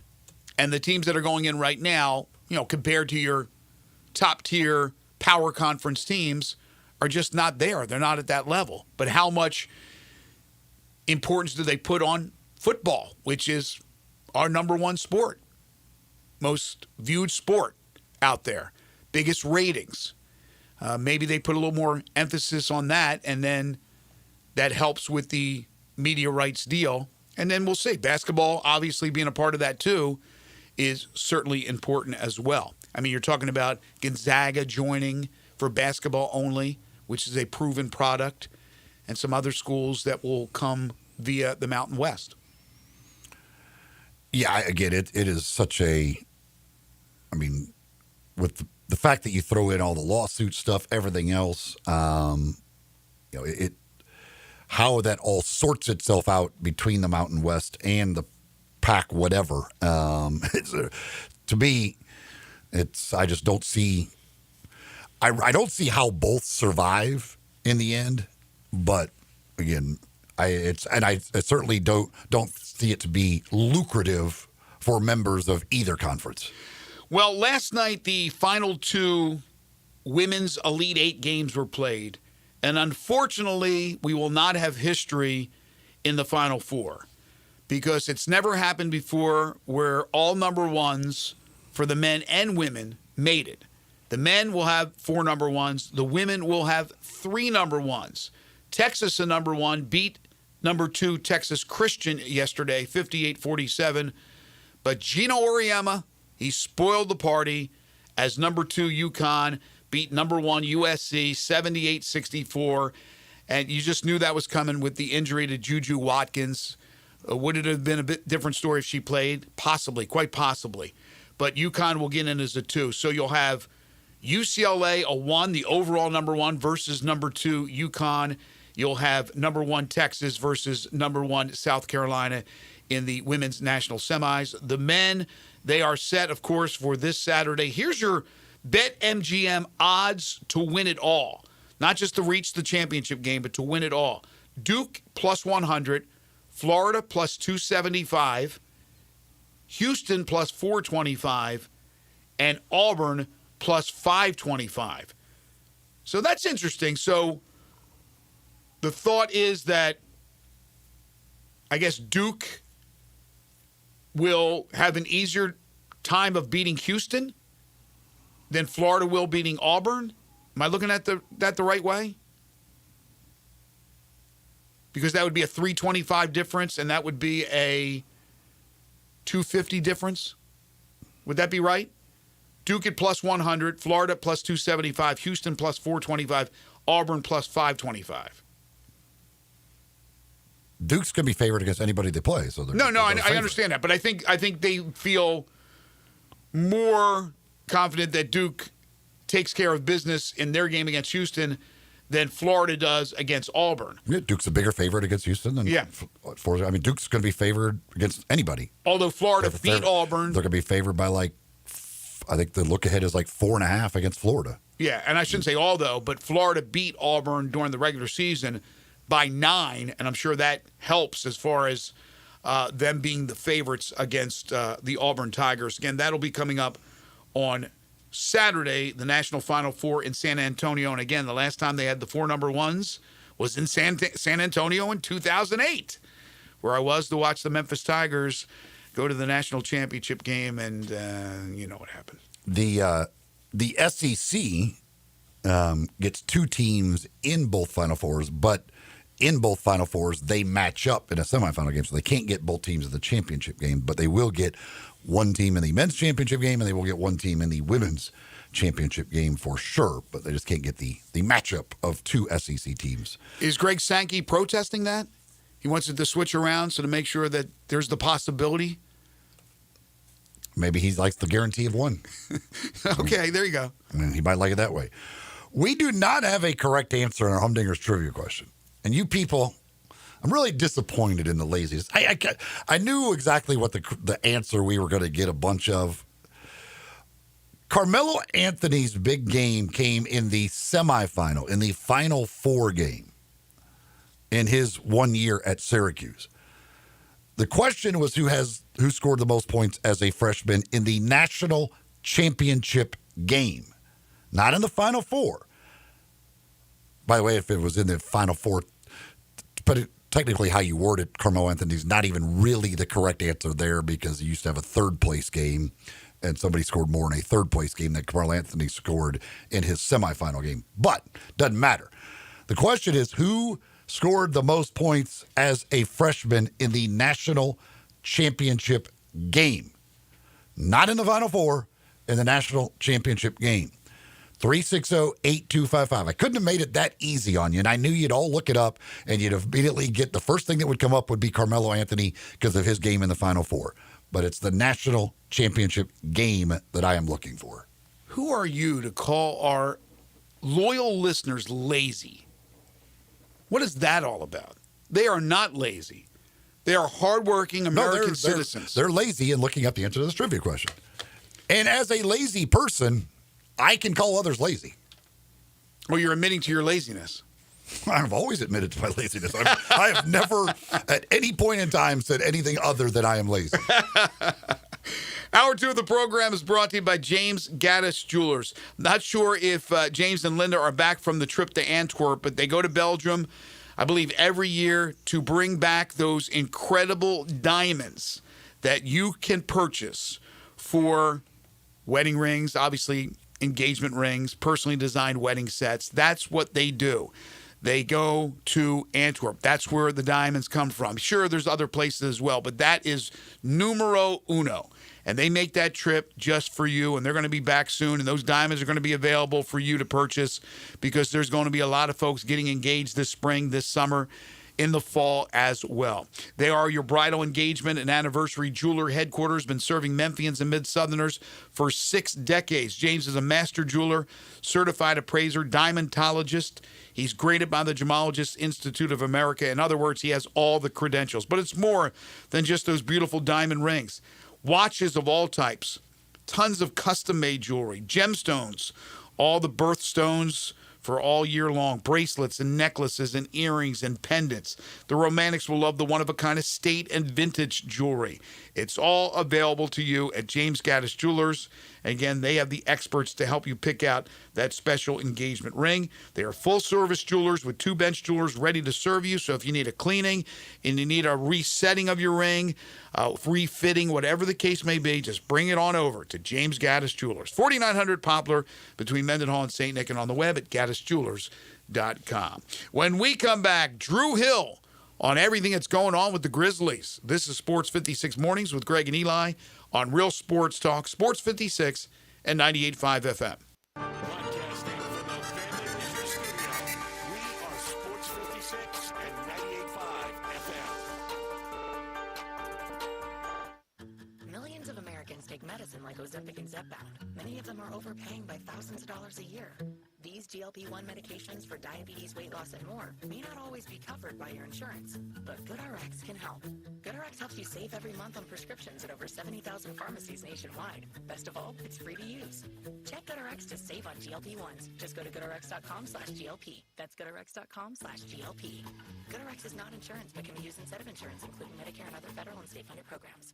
Must qualify for enrollment. Results may vary. We all hear the radio ads about the IRS. They tell you to be afraid, to be scared, and they try to frighten you into calling. I'm not here to do that. Tax Relief Advocates is different. TRA is here to tell you that if you owe money to the IRS, whether it's $5,000, $50,000, or $500,000, we have a solution. It doesn't matter if you're sitting in your car, at work, or with your kids. No matter where you are, call now. Call now. 800-575-8924. Don't lose hope. TRA can eliminate or reduce what you owe to the IRS. Generous programs are now available that can give you a fresh start. Our passion is taxes and helping individuals fix their IRS problems. We have over 1,000 5-star reviews on Google and an A+ with the Better Business Bureau. You don't need to be afraid of the IRS any longer. End your tax nightmare today by visiting us online at TRA.com or call 800-575-8924. That's 800-575-8924. Tax Relief Advocates. Real solutions for real people.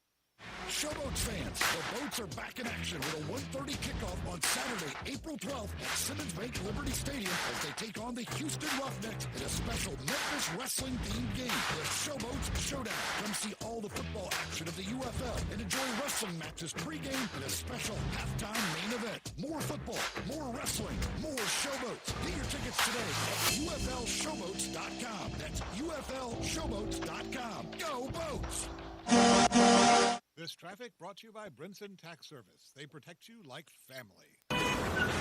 Sports 56 traffic.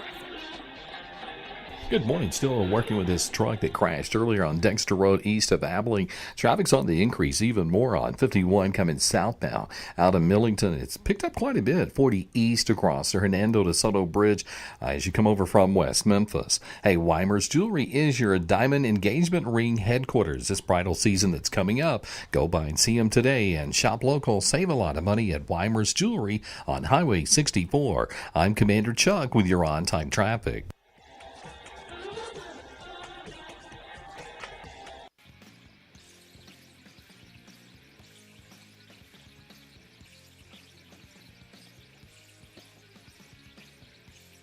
back to Sports 56 Mornings on Sports 56 and 98.5 FM.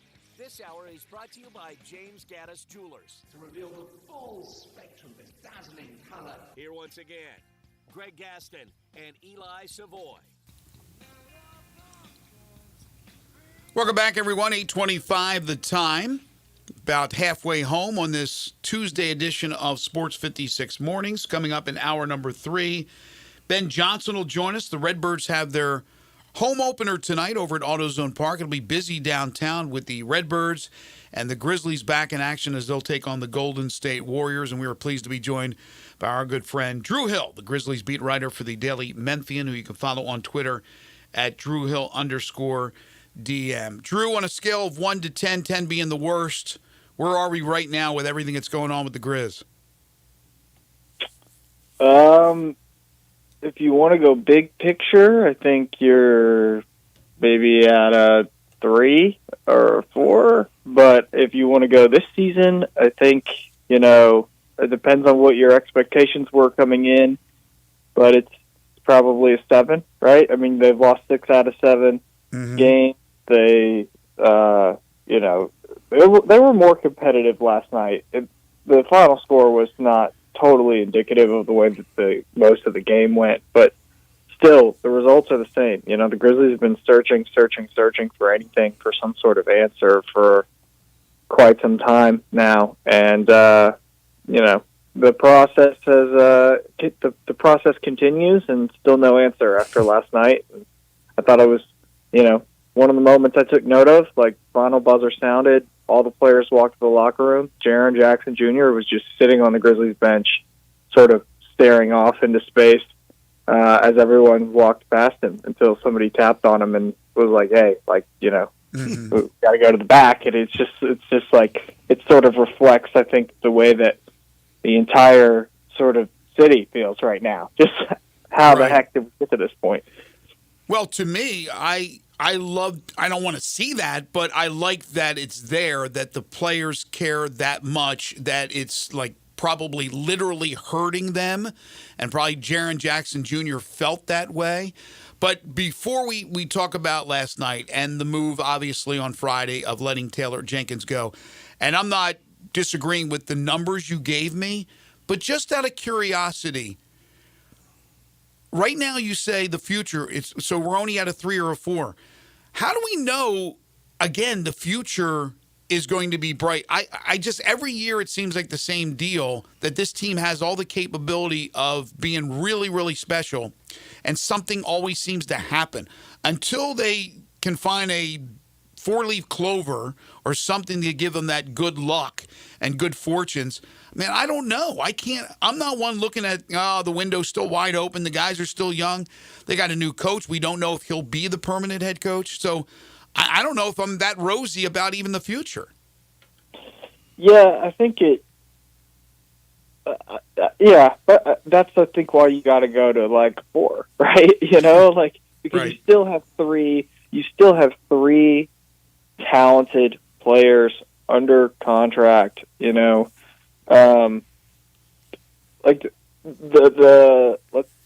we were just to assess the way most NBA franchises sort of evolve over the years, especially teams that do not win championships, every team goes through the similar life cycle, right? Like every team sort of, tries to reach its pinnacle. They will eventually move on from the coach. Then they might try to make a move to really shake things up more so than they did before. And then if that doesn't work, they hit refresh and they start again. And right now we're in phase 1 of that, right? If things don't change, if this isn't a solution and the Grizzlies don't find a way to be better, next season, although there's no telling what could happen this summer, I just think that, there's too many positives on this team to not at least feel somewhat good. You still have extreme talents in Ja Morant and Jaren Jackson, and another talent that's really solid and really good in Desmond Bane. So As long as that remains the case, there can remain optimism, because no matter what direction you choose to go in the future, you're always going to have those guys. And then, if one day they reach the life cycle of this team, the life cycle reaches a point where they really want to shake things up and they make major changes, which I like. There's no indication that that's like coming this summer just yet. But if they do eventually reach that point, those are good players. You hope that they're valued, players. And so, the Grizzlies, in my opinion, remain in a good spot, but they do have some work to do around their core for sure. I think if they want to be the team that they think that they can be. It's interesting because you talk about that life cycle, and that's it. And we'll see what happens in this postseason. But it looks like Oklahoma City has skipped some of those steps. they appear to be the team that doesn't have to go through all that. But that's why a lot of people don't think they'll win it, because they don't think they have gone through all that stuff yet. But with the Grizzlies and the recent struggles versus when they were second in the West, how much of it do you think it was just early in the year, the schedule? They beat up on a bunch of Eastern Conference teams and all that, and now they've just started playing better teams, and we realize that they're not – maybe that second place in the West was a little bit fake because of the fact it was just beating up on bad teams. I think some of it was certainly the schedule, no doubt. I think that the schedule, without a question, played a role in it.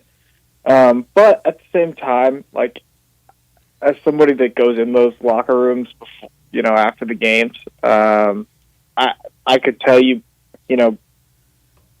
by the time the Grizzlies had, at this point, let's just put it this way, at this point, where the Grizzlies are right now is not where they were back when they were the number 2 seed.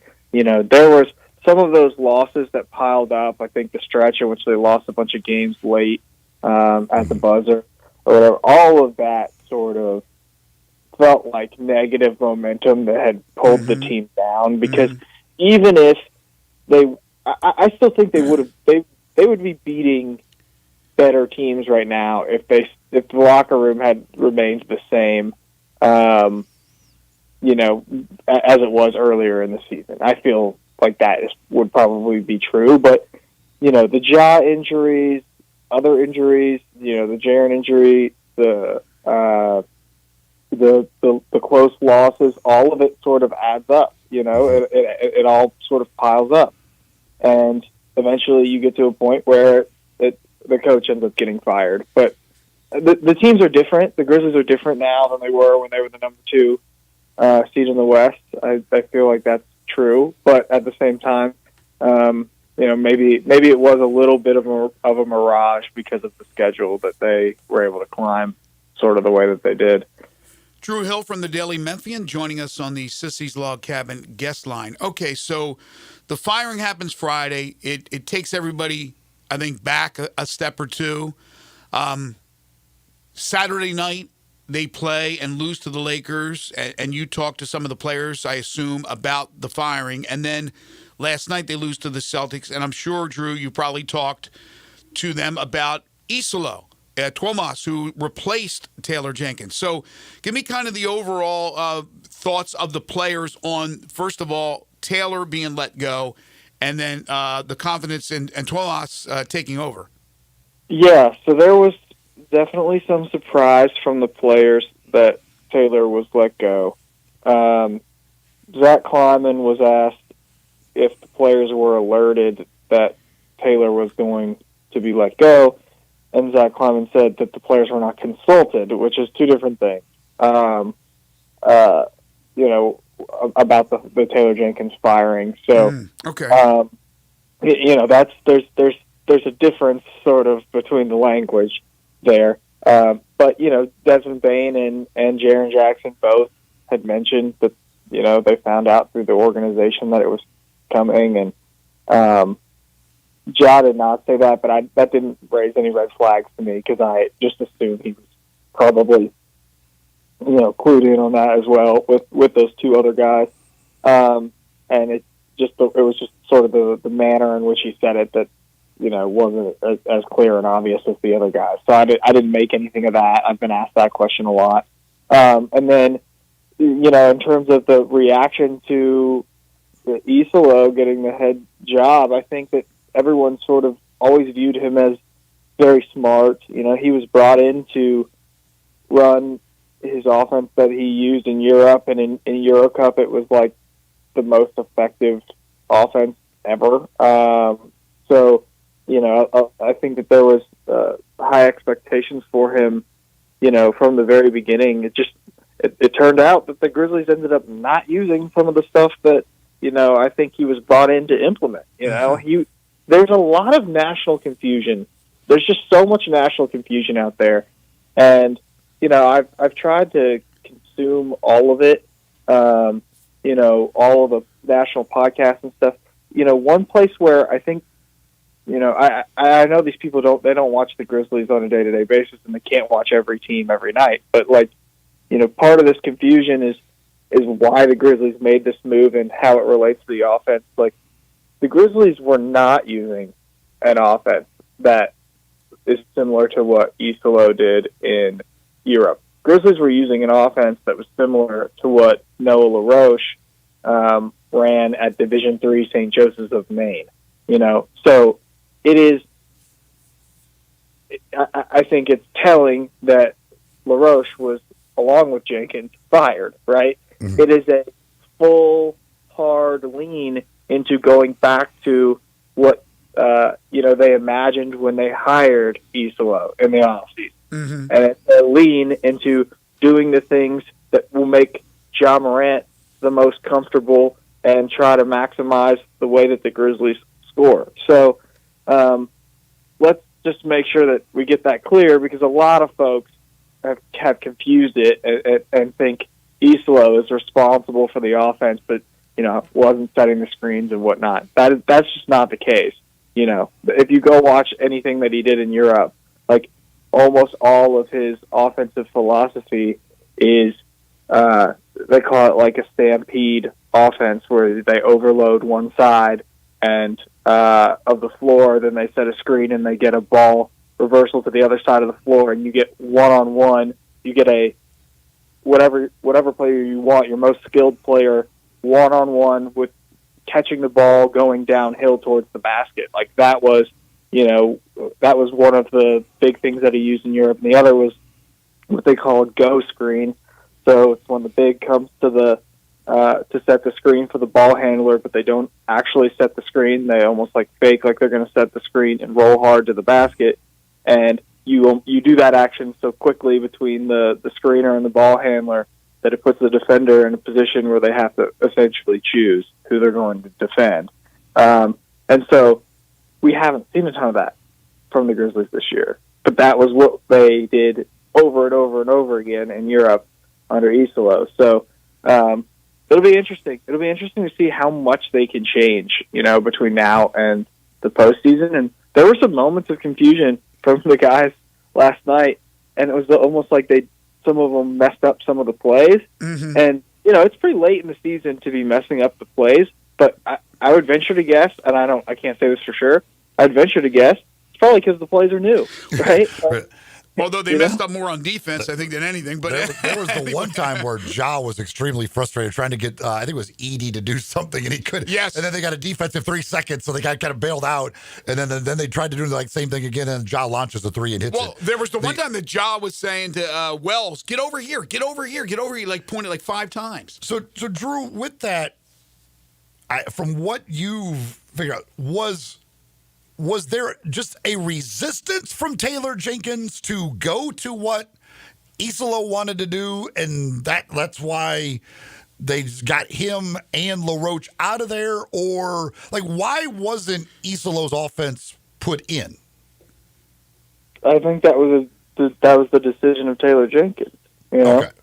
I think that it was him saying, basically saying, just with resistance to doing. Well, that goes back to insubordination I talked about yesterday. I said if he got canned, and I didn't know, Drew, and I still, I don't know, but if that's the case, then that's a little bit different. If you refuse to do something you were told to do, which is mind-boggling. Well, I would say this, I don't think that Islo didn't have any impact on what the Grizzlies were doing. Okay. Like he was in charge of the pace, and like he was one of the people that believed in, playing as fast as possible, and perhaps that meaning playing the star players less minutes. Like he had some influence on the offense, so like we shouldn't say he had none, but like it just didn't look anything like maybe what you would have expected based on his offseason, based on the hire this offseason. So to me that was probably a point of frustration for for everyone, like, because Ja, obviously his numbers are down this year, Desmond Bane's numbers are down this year, Jaren's numbers are up, but it was a little bit unconventional, and I actually give Taylor Jenkins credit for trying something. Who knows? Like, had it worked out, and the Grizzlies were the number one offense in the league, like, there's absolutely no way we're sitting here, saying this. But the truth was, coming into the season, the Grizzlies were not a half-court offensive team, and that had been the case over several seasons. And they were trying something different, right? Like, and I do somewhat applaud that. But I do feel like that was part of it. But you also just have to take we can talk about. I don't even remember the word insubordination. Is that what you used, Greg? Like, yes. I don't even know if it's necessarily that.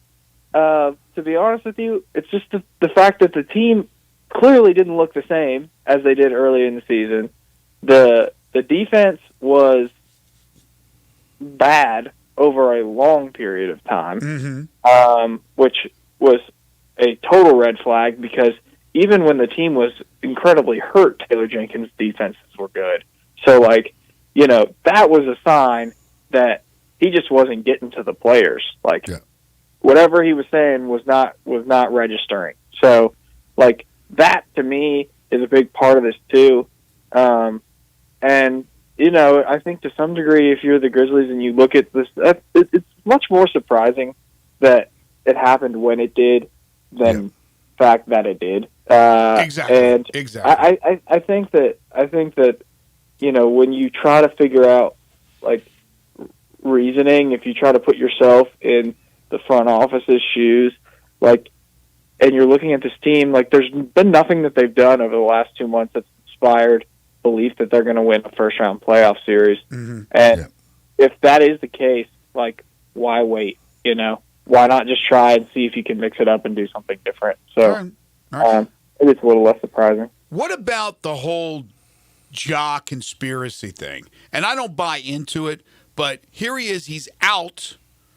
There's not even in the report, in the status report, it doesn't say now he's questionable, now he's this, that. He's out. He misses the road trip.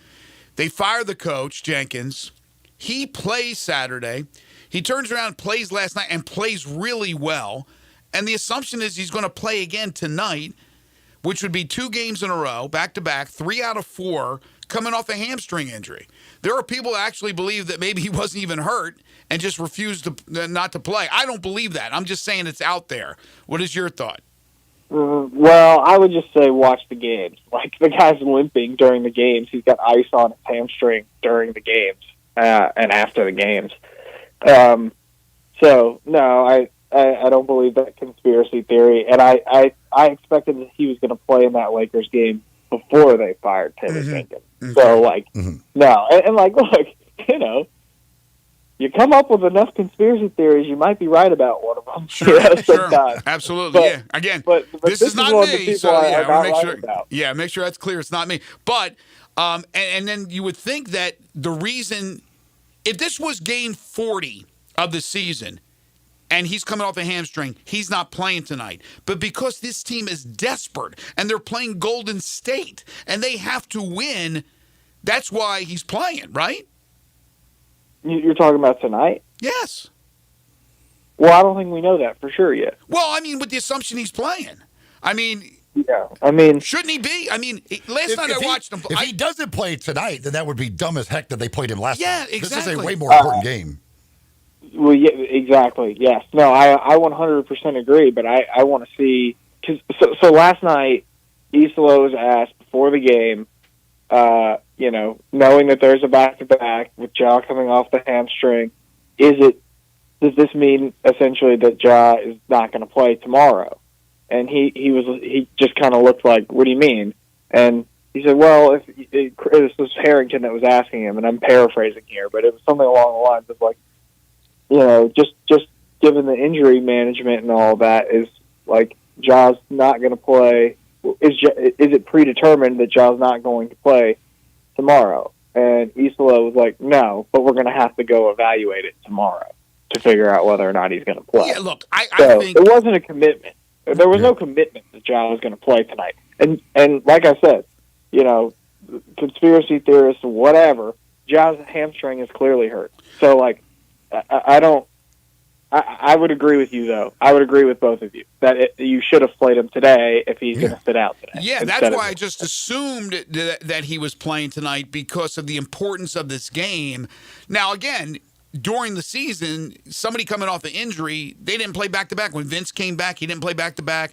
So my first thought was, especially when we talked about this last week when we were looking ahead to the schedule. Oh, no. I guess it would be Monday when we knew that he had played. And you said you knew that he was going to play against the Lakers. Obviously, I did not. So I think this was on yesterday's show that I said, well, I mean, is he going to play 3 out of 4 back-to-back? We know the importance of this Golden State game. And so I just assumed for a second that he was going to, which again plays into people's theory about maybe it's not as bad. But you're around him, he's icing the hamstring down. All I know is I watched him play, and he looked damn good. And to me, he didn't look like he was laboring. But I'll be interested to see about the status report because again, if it comes out and he's not playing, then I don't get it. Then that's just a stupid move by the organization with the importance of this game. There's 7 games to go. And it's got to be all hands on deck. And if you were going to not have, and you knew you were not going to play in one of those 2 games, why you didn't sit out the Boston game is beyond me. Yeah, I mean, I would agree that I think he should be playing tonight. But we got to wait and see. Right. We got to save our outrage for the moment that happens. That's what I do. I do sports talk radio 3 hours every day. He is Drew Hill from the Daily Memphian, and he does an outstanding job in covering the Memphis Grizzlies. You can follow him on Twitter at DrewHill_DM, and he'll have you covered tonight with the Grizzlies and the Warriors. Drew, as always, thank you so much. Really appreciate you getting up for us. Yeah, hopefully I didn't sound too sleepy. It was a late one last time. I know it was. Thank you. Appreciate it. All right, see you. Bye. Yeah, I mean, that was the assumption on my part. Maybe I'm wrong to do that. I shouldn't assume that he's going to play because it just doesn't make sense that he would play last night and not tonight. Well, that's what I said yesterday. I know. I'm with you 100%. If you're going to play in one of the 2 games, there's not even a decision to which one you're going to play in. It shouldn't be. Right. Not to mention that if you waited till tonight, it would have been an extra day's rest after the Laker game in which he played. Well, so, if he doesn't play tonight, unless the plan was to play him tonight and something happened during the game last night, which did not appear to be the case, that he tweaked it or whatever. Now, it did look like Saturday there was a point where he tweaked it, but unless something happened in the game that prevents him from playing, I mean, it would be idiotic to play him against the Celtics and not the Warriors, just that that's the way you decided to do it when you knew he was going to play one of the 2. Hey, sitting up there in the media section on the pinnacle level, so being very far away from the action. I'm not up close and personal watching every move of John Morant, but to me, he looked great. He looked like he was moving really, really well, and I thought he played an exceptional game. We'll take a timeout, come back, and wrap up Hour 2. This is Sports 56 Mornings with Greg and Eli on Real Sports Talk, Sports 56 and 98.5 FM. Be sure to follow us at Sports56 WHBQ on Twitter, Facebook, Instagram, and YouTube to watch live video of our shows. Stay up to date with station events and have chances to win prizes. Don't miss out on anything that's going on. Follow us at Sports56 WHBQ. Guns, and more guns. Over 700 firearms in stock. Old fence guns, new guns, big guns, little guns. Every gun you can think of, Classic Arms has them. All brands like Glock, Sig, Colt, Ruger, Smith & Wesson, Browning, Beretta, Benelli, Remington, Winchester, and more. Guarantee lowest prices in town. Only gun importer in the Mid-South. Free gun inspections, appraisals, and free bar siding for the upcoming deer season. Shop Starts at 1740 Kennesaw Parkway behind Parky's Barbecue in Cordova. Judging from the crowds, it's clear that Memphis has figured out that Sunrise on Jefferson and Sunrise on Poplar are the best places in Memphis to get a hot, fresh breakfast or a tasty, delicious lunch. Yes, there is always a crowd at both Sunrise locations, but because it is policy at Sunrise to get you your food as quickly as possible, you'll never have to wait long to get a seat or to get your food. Speed and quality are the two most important things to every Sunrise employee, making sure your experience at Sunrise is one you'll want to talk about.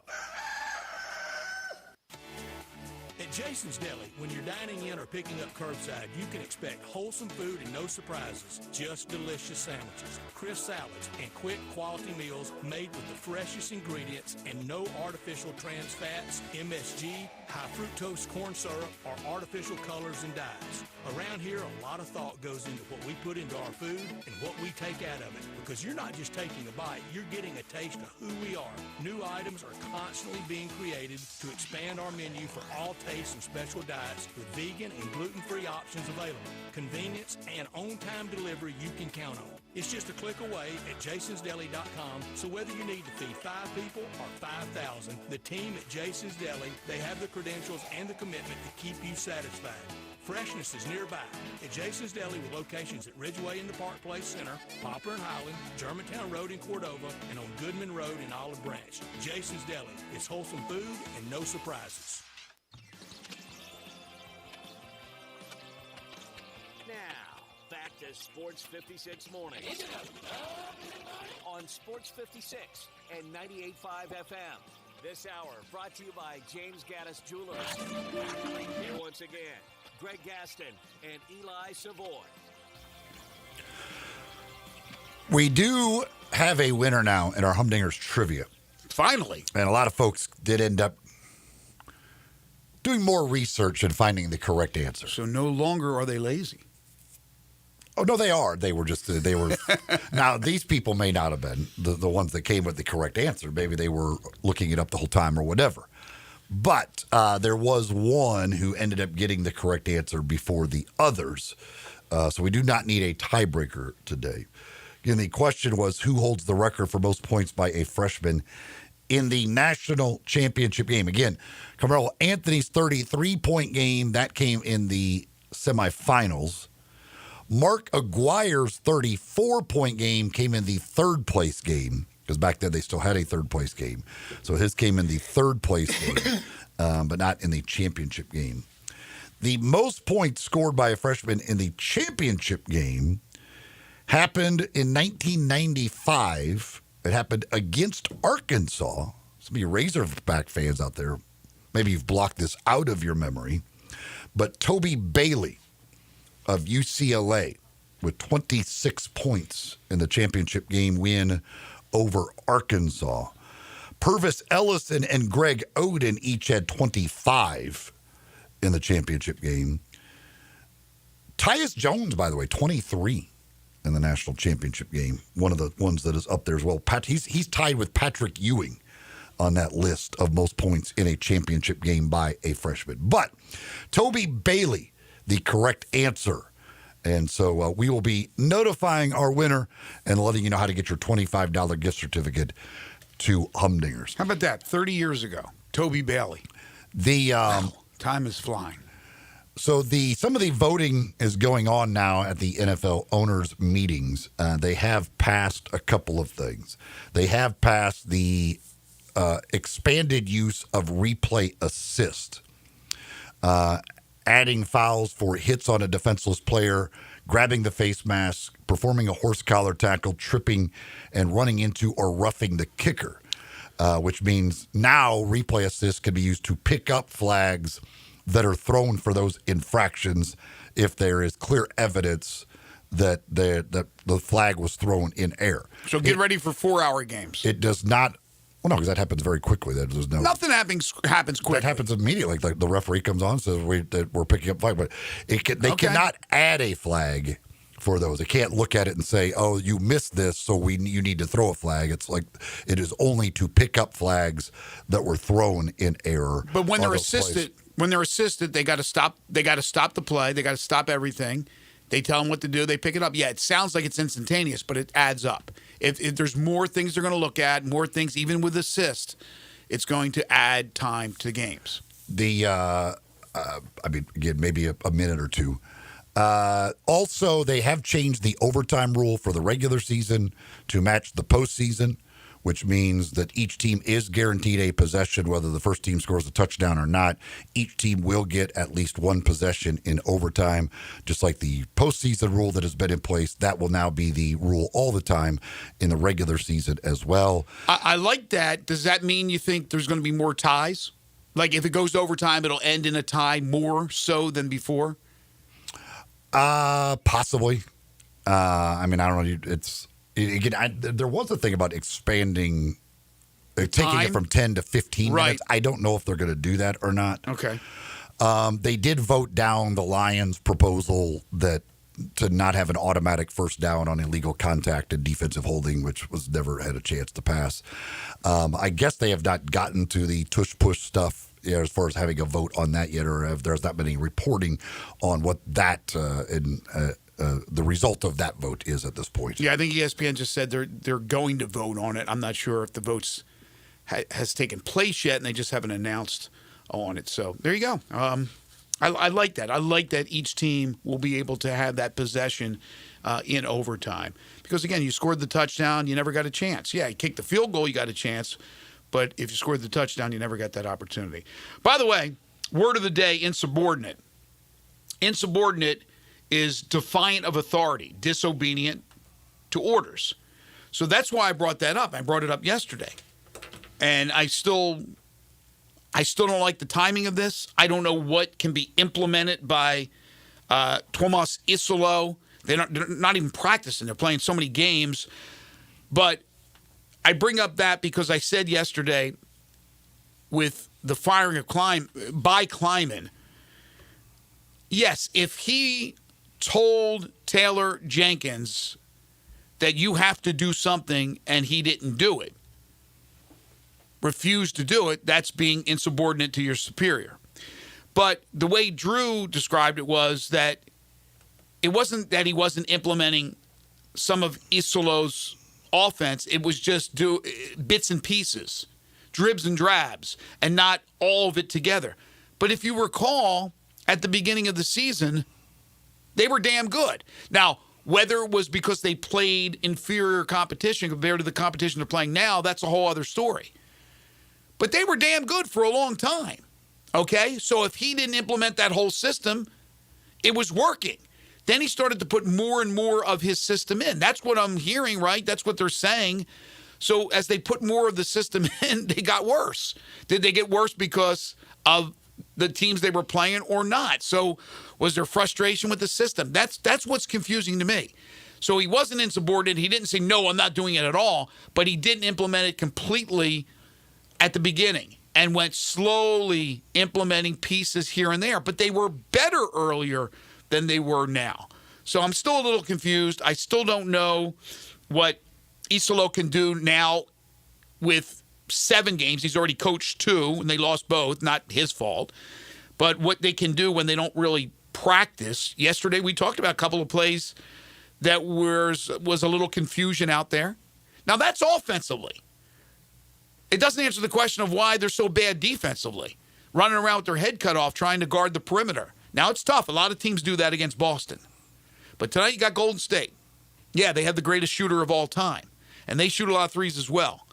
But we'll see tonight. We'll see how they can bounce back. He talked about Jaren Jackson Jr. on the bench just basically staring off in the space. Well, I'm sure that's the kind of player I like. He's pissed off. He's wondering what's going on. They got to find an answer. Can they get the answer tonight? But it's still with the firing and everything, the timing. I'm still not jiving with the timing, despite them having struggled lately because, again, all the reasons I just brought up. It wasn't an insubordinate deal because he started to implement, but he didn't implement it all at once. And I don't know if Kleiman ever said, hey, man, get it all in there.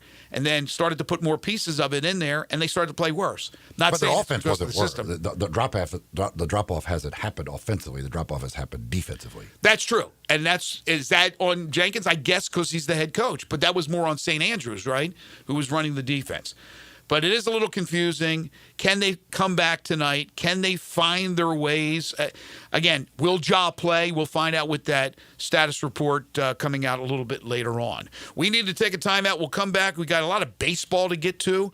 And then at 9:30, speaking of baseball, Ben Johnson, the Redbirds manager, will join us. You're tuned in to Sports 56 Mornings with Greg and Eli on Real Sports Talk, Sports 56 and 98.5 FM.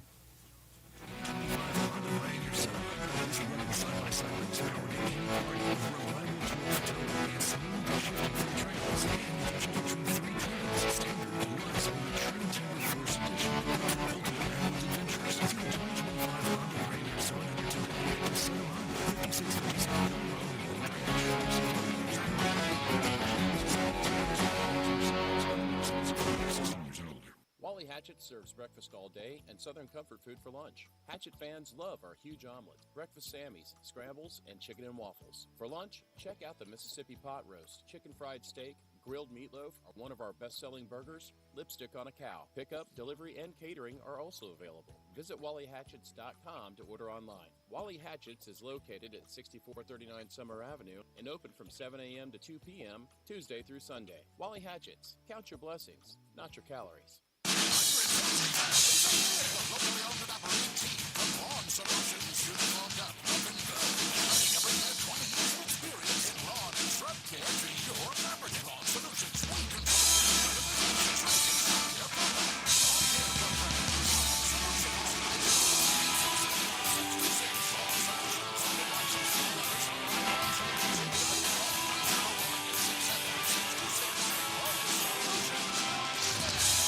This traffic brought to you by Brinson Tax Service. They protect you like family. Sports 56 traffic. Good morning. Has picked up a little bit more volume in the last few minutes, coming 40 westbound in from Fayette County into Shelby County, all the way down past Germantown Parkway. 385's been in pretty good shape so far. Working your way inbound, coming in from Collierville over there where that truck flipped earlier on Dexter Road east of Abilene. There's still some flashing lights in that general area. Hey, if your yard needs a little bit of help, call Lawn Solutions today. Why? Because they have 30 years experience and they're affordable. Call Lawn Solutions at 867-5626. I'm Commander Chuck with your on-time traffic.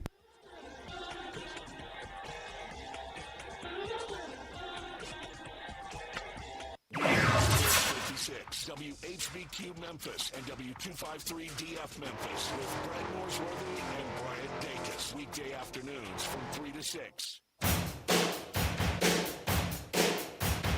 back to Sports 56 Mornings on Sports 56.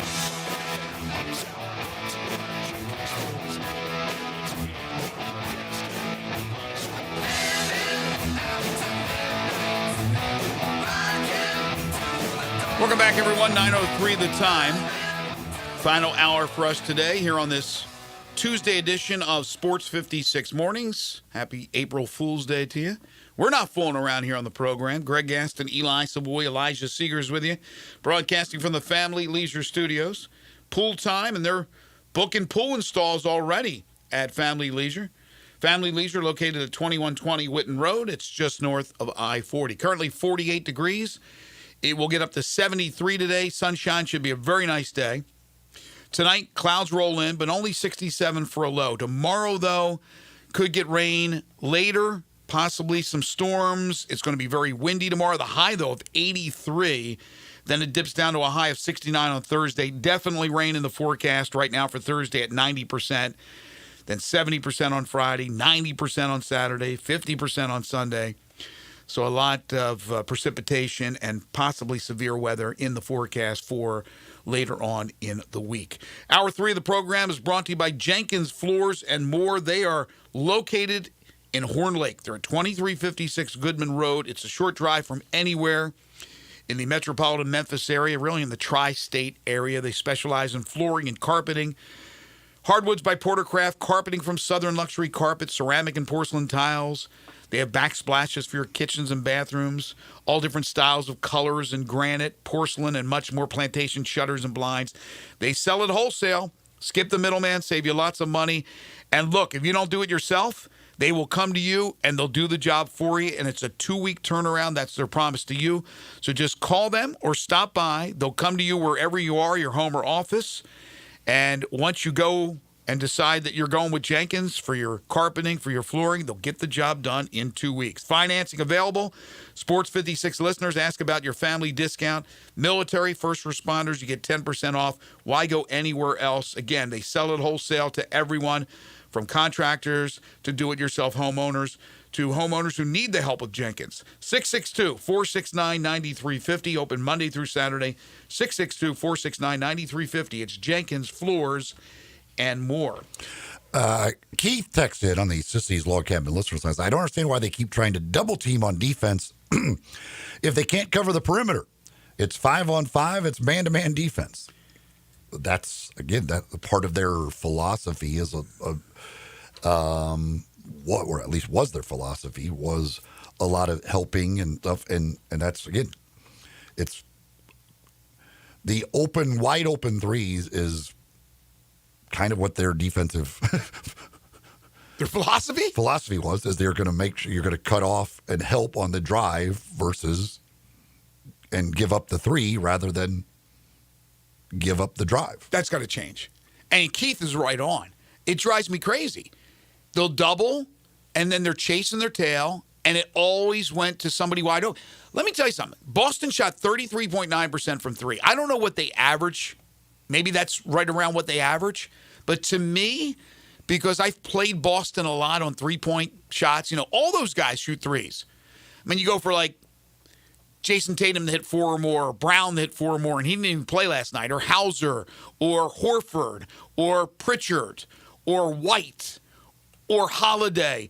They're all good. So if you're chasing and somebody's open, they're going to get a lot of great opportunities. I don't think they were hitting that well last night, to be honest with you. And still wound going away by 14 after Memphis led after the first quarter. The using the All-Star break as a divider, pre-All-Star break, the Grizzlies had an offensive rating of 117.8, a defensive rating of 110.9. So that's points per 100 possessions. So that's a net rating of plus 6.9. Post All-Star break, the offensive rating is down 1.8 points to 116.0. The defensive rating, 117.1. Mm-hmm. So they are just over 6 points worse per 100 possessions defensively than what they were pre-All-Star break since the All-Star break. So their net rating went from a plus 6.9 pre-All-Star break to a minus 1.1 post-All-Star break. And again, the offense slightly down, defense way down. What do you think the reason is? It's probably a combination of things, but do you believe it's because they're playing better teams? Yeah, I think I guess I think that's a big part of it. And I would have to look exactly. I don't remember exactly what the schedule has been since the All-Star break. But yeah, I think a big part of it has been just the teams they've played. But it can't. I don't know that you could have that big of a drop off just because of that. Okay, there has to be other factors in there. And again, as Drew mentioned, that it could very well be the sign that Taylor Jenkins just wasn't getting through to the players anymore. Just it could be that whatever. But that big of a drop off defensively, when was Jaren's injury? Was that after the All-Star break? Did Jaren miss the time? Had to be, right? Yes.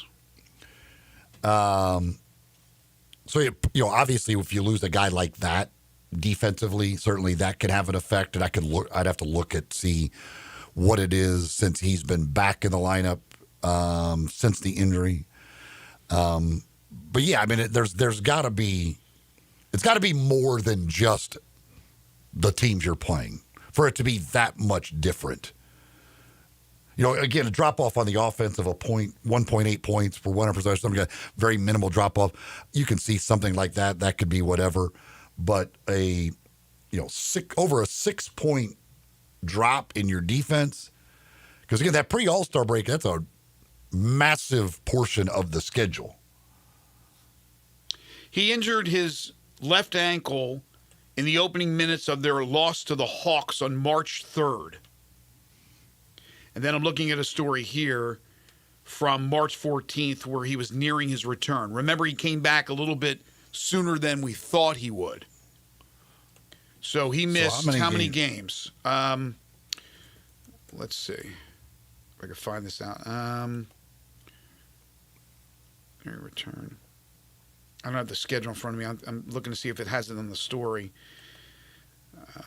Jackson has had the best season of his career. This is from CBS. Entering the game against the Cavs, who have the league's best record, the Grizzlies are on a 4-game winning streak. So they've been actually winning games while he was out. So he's been back, let's see here. He's been back 1, 2, 3, 4, 5, 6, 7, 8, 9 games. He's been back 9 games. Let me look at what the He's been back 9. Defensive number is in the 9 games he has been back. Let's see here. So we can eliminate the non-Jaren portion of it and see what it is. Since he has been back in the lineup, the last 9 games, the defense is 117.4. So it's actually 0.3 worse than what it is total since the All-Star break. So it isn't, hey, well, Jaren missed a big chunk of those games, so your defense was worse then. No, since he's been back, last 9 games, 117.4, so 6.5 points worse than it was pre-All-Star break in the last 9 games in which Jaren Jackson has played. It's the return of Vince Williams that's made them worst on defense. I'm kidding, but I mean, now that last 9 games it was the road trip. It had to be the competition. You had the road trip. You had the game against Cleveland. So you've had a long road trip plus games against Cleveland, the Lakers, and Boston. Right. And Miami and the other home game. So you had the 4 home games, Cleveland, Miami, Lakers, Boston, and then the 5-game road trip. That's the 9 games that Jaren has been back for. So that's some pretty darn good teams plus a long road trip. Switching gears to baseball. I don't know if you know this, but chicks dig the long ball. And I don't know, maybe this is good. Maybe we have an issue in baseball. Last night, Cincinnati shortstop Ellie De La Cruz, who's one of the most exciting players in baseball, blasted a pair of 400-foot homers. He drove in 7 runs. He used the trendy torpedo bat for the first time. Now, this guy's really good, and he's capable of hitting home runs at any time. But he smashes 2 big ones using the torpedo bat. We've already seen the Yankees mash 9 homers in a game. The torpedo bat is something that if teams aren't using it right now, they will be using it in the next few days, few games. Is that going to be an issue? Is it a possible issue? Or are we back to let them fly? We want home runs. This is what we want. We want fireworks. Look at some of the scores that we have going on. Now, it's not like there hasn't been an uptick in offense over the last 10, 15 years, but it's a lot of home runs being hit, and they're hitting them with these torpedo bats. Do you foresee any issue? Why would it be an issue? Well, the way the bat is made. I mean, maybe it's made where it's almost like corkish. There's something to the bat that makes it more lively. Well, it was obviously approved by Major League Baseball. I assume they did testing on whatever. But again, it's certainly nobody wants to get. I'm sure Major League Baseball would love for there to be more home runs hit. But again, the whole thing is, if you're really good at squaring the ball up on the barrel of the bat, then that bat probably helps you. So a guy like Aaron Judge and guys like Ellie De La Cruz who are really good at squaring the ball up on the barrel of the bat, it very well help. I don't know. I'm sure, again, there's probably been a lot of testing on this and all of those types of things. But I don't think Major League Baseball would have any problem if, indeed, this leads to if every team goes to them and it leads to a lot more home runs being hit. And to your point, you square it up on a pitch that comes in harder than maybe in the past you got guys throwing 100 miles per hour. The harder you throw it in there, the harder and farther it goes going out the other way if you hit it square. I don't believe Carson Kelly was using the torpedo bat I was just going to get to Carson Kelly. So this is the first ever game at Sutter Health Park in Sacramento featuring the Oakland A's in a regular season game. They've probably played exhibitions, I would assume, against the AAA team. But now that's their home for the time being while they build a new stadium out in Vegas. Carson Kelly of the Chicago Cubs, Eli's Chicago Cubs, hit for the cycle, also added 2 walks. I don't know if that's ever been done where you also added 2 walks, two other times reaching base with a cycle. In the first game. I think this was the third time. Third time? 18-3, the Cubs win. But how about that for the first ever game played at that ballpark, and those fans watched the cycle, which had not happened for the Cubs. I'm trying to do this by memory. It was Mark Grace. Was it 93? Yes. Pretty good memory. How about that? How about that moment last night for those fans to get to watch that? Yeah, I mean, if they like watching their team get killed 18-3. No.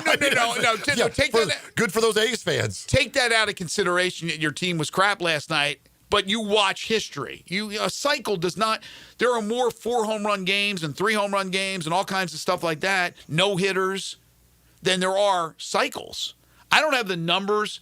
Elijah, maybe you could do a little homework on how many cycles there have been compared to, let's say, I guess to be less perfect games, but compared to, 4 home run games. I'm just curious. Oh, there's a lot less 4 home run games. There haven't been that many 4 Okay, home run then games. how about what would be safe to compare? No hitters? I mean, you get about 7, 8, 9 no hitters every single year. You hardly ever. You do. You get a lot of no. Not 7, 8, 9 every year. Every year you get. I'm not talking about perfect games. On average, I want to know how many no hitters. It's about 7 to 8 no-hitters a season. See? All time, though, no-hitters is a good measuring stick. 2 cycles. There have been 348 cycles, 326 no-hitters. Okay. So more cycles than no-hitters. That's right. I'm a little surprised by that. But again, it's about 7, 8 a year that you get no-hitters. But you don't seem to get 7, 8 cycles a year. I mean, so that's pretty wild. But it must have happened a lot in early years. I'm pretty good at math. You said how many no-hitters?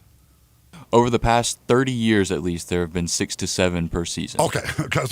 But you said total no-hitters in baseball. Yeah, he's not talking about historically. Yeah. that math didn't math. No, I know. He was talking about, I didn't know he was talking about the last 30 years either. But the fact of the matter is, it seems to me like it's a unicorn, that you don't see these cycles often. And last night, even though your team got demolished, you watched a little history. What was the first ever cycle in March? It was not. Who has it? It was. Oh, I thought you said it wasn't the first one in March. I would imagine, seasons, they never started this early. Baseball. Usually baseball starts after April. After April 1st. Last year there was 4 no-hitters. The year before that there were 4 no-hitters. Year before that there were 4 no-hitters. Well, he gave you the average, just 7 over the last 30 years. So I'm not lying. It just seems like how many cycles? Well, you said 8 or 9. I'm just saying. Okay, I'm a little high on that. But how many cycles a year? I don't know. I'm amazed that over the last 30 years there's been more cycles than no hitters. To be honest with you, I can't even tell you the last cycle. I know it had to been in the last year or two, but to me it seems like it's a rarity. Anyway, so you had that last night with your Cubs putting up 18 against the A's. I mentioned what De La Cruz did. The Dodgers won again. They are not losing. The late George Lapidus used to say every time the Cardinals won, they're never going to lose again. Dodgers, I know, tongue in cheek when I say this, but Dodgers 162-0. They beat up on the Braves. Braves have struggled out of the gate, and the Dodgers are now 6-0. There's 3 remaining undefeated teams. The Dodgers, Padres, Yankees. The Yankees win. And then, of course, we had the news, which it's not been good for the Braves. Not only are they losing games, but now they're losing players. Jerkson Profar, who was with the Padres last year, now with the Braves, gets an 80-game suspension for use of a banned substance. Yeah, it's this is not the start, because that not only does that mean he got the 80-game suspension, but it also means he is ineligible for the postseason. So if the Braves make the postseason, they will not have Jurickson Profar for the postseason this year. So that is it has been a rough start to the year for the Bravos. Has he reacted yet to it? Did he say, "Oh man, I know it was something that it must have been in the sushi I ate"? I mean, they never admit to anything. He apologized, I think, but I don't know. He didn't. I don't think. I didn't see any explanation of trying why he took this or what he took or what. Or I don't know what he tested positive for, but why he took it or whatever. Also yesterday in Major League Baseball, the Rockies lost 6-1. Your Rockies, Elijah Seegers. But Hunter Goodman went deep, so good start for the former Memphis Tiger. He has hit in all 4 games for the Rockies, and he hits his first home run of the season. But there's a lot of runs being scored. Cubs at 18, the Reds at 14, the Mets had 10, the Royals had 11, and it will continue, and maybe that torpedo bat has a lot to do with it. Folks, breakfast time over at Elwood Shack. I always serve up great food over at Elwood Shack, whether it be breakfast, lunch, dinner. But yeah, a lot of people don't know they serve breakfast, but they do. On a daily basis at Elwood Shack, you can take advantage of their great breakfast menu. They serve it from 7 a.m. until 10:30 Monday through Saturday. Sunday, they open up just a half hour later at 8 a.m. But on Saturday and Sunday, they do have an extended brunch menu as well from 9 a.m. until 3 p.m. for their barbecue breakfast burrito or any of the other great breakfast items. They also, of course, serve up great lunch, great dinner, from their barbecue to their burgers to their pizzas, their deli sandwiches with that meat that they make in-house over there. A lot of local products as well, local breads. They use the local coffee beans over at the Park Avenue location. They got the full coffee bar for you coffee lovers out there. They've got a full coffee bar for you at the Park Avenue location. Again, those deli meats made in-house, the pastrami, corned beef, smoked turkey, roast beef, roast pork, brisket, the Philly brisket wrap. Maybe my favorite thing on the menu over at Elwood Shack. That thing is absolutely delicious. Great food at both locations for both breakfast, lunch, or for all breakfast, lunch, and dinner. 4523 Summer Avenue. That's the original location. That's in the Lowe's parking lot there at Summer and Perkins. And then at 4040 Park Avenue, right across the street from the University of Memphis there on Park Avenue. That's the newer location. That's the big location. That's Elwood Shack. Serving up great food every day. Breakfast, lunch, dinner at Elwood's Shack. Busy night in baseball locally with the Memphis Tigers hosting the Mississippi State Bulldogs, but also it's the Redbirds home opener as they will take on Buffalo, and their skipper for year number 7, Ben Johnson, will join us next. You're tuned in to Sports 56 Mornings with Greg and Eli on Real Sports Talk, Sports 56 and 98.5 FM. We are Real Sports Talk. Sports 56 WHBQ. Available on your radio dial at 560 AM and 98.5 FM, as well as around the world online at sports56whbq.com. Take us with you everywhere by downloading the Sports 56 app. And at home, just say, Alexa, play Sports 56.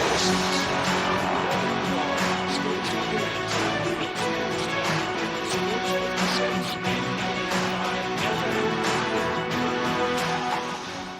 Since 1948, in the alley, the Rendezvous. I'm with John Burgess. John, what's going on in the Rendezvous? There's some things about the Rendezvous I want to talk about. For example, we make it really easy to park. We have valet parking right at Monroe Street in our alley. We also want to make it easy for people to get to doors. You can now park in our alley right at our front door and put your flashers on. People also forget that we take reservations for 6 or more. And we have a wonderful party room upstairs that can accommodate people for rehearsal dinners, birthday parties, reunions, graduations. Our rooms seat between 25 and 275 people. And everything at the Rendezvous can be packed to go. But we also do catering. See our menu online, and we can even deliver for groups of 15 or more. So if you have any questions, always feel free to call us at the Rendezvous because we answer our phone ourselves. You'll never hear. Please listen carefully for our menu has changed. Press 1 for reservations, press 2 for hours, press 3 for catering, or if you know your party's 9-digit extension number and the first 3 letters of the mother's maiden name, dial it back. Come see us at the Rendezvous. Since 1948, the Rendezvous. Do you owe $10,000 $1,000 or more in credit card debt or personal loans? With credit card debt at all-time highs, Debt Relief Advocates is urgently notifying consumers of debt relief now being made available, designed to aid consumers with out-of-control credit card debt. Those who qualify and enroll for this relief program will only have to pay back a fraction of what they owe. This is not bankruptcy or a debt consolidation loan. This is a relief program that credit card companies would rather you not know about, as it ends your debt nightmare and saves you lots of money. Consumers owing at least $10,000. The first ever preseason pool spa and patio event is going on now at Family Leisure. First time ever. Unbelievable savings. You want a pool? They're starting at just $19.99. How about a spa? They're starting at just $29.99. Patio furniture sets are starting at $7.99. Cold plunges and swim spas are just, well, I can't even say those prices. But I will say, they're priced to move. There are so many deals going on right now during the first ever preseason pool spa and patio event. You've got to come in and see the savings for yourself. But wait, there's more. You can register to win either a free pool, a spa, or a patio set. Yes, a free pool, spa, or patio set. Just stop by Family Leisure to sign up. This is a first time ever preseason pool, spa, patio event. It's going on right now at Family Leisure. Family Leisure, with Road I-40. Family and fun, come together. Sports 56 traffic. Good morning. From the looks of it, this truck that crashed out here a little bit earlier on Dexter Road east of Abilene is going to be out here for a little bit longer, tying up traffic on that side of town. Interstate traffic's been in pretty decent shape so far this morning, coming inbound on I-40 West as you come in from Fayette County into Shelby County. It's just now starting to develop a little bit of volume on 385 Bill Morris Parkway coming past Riverdale. Weimer's Jewelry is your diamond engagement ring headquarters this bridal season that's coming up. Go by and see them today at Weimer's Jewelry on Highway 64. I'm Commander Chuck with your on-time traffic.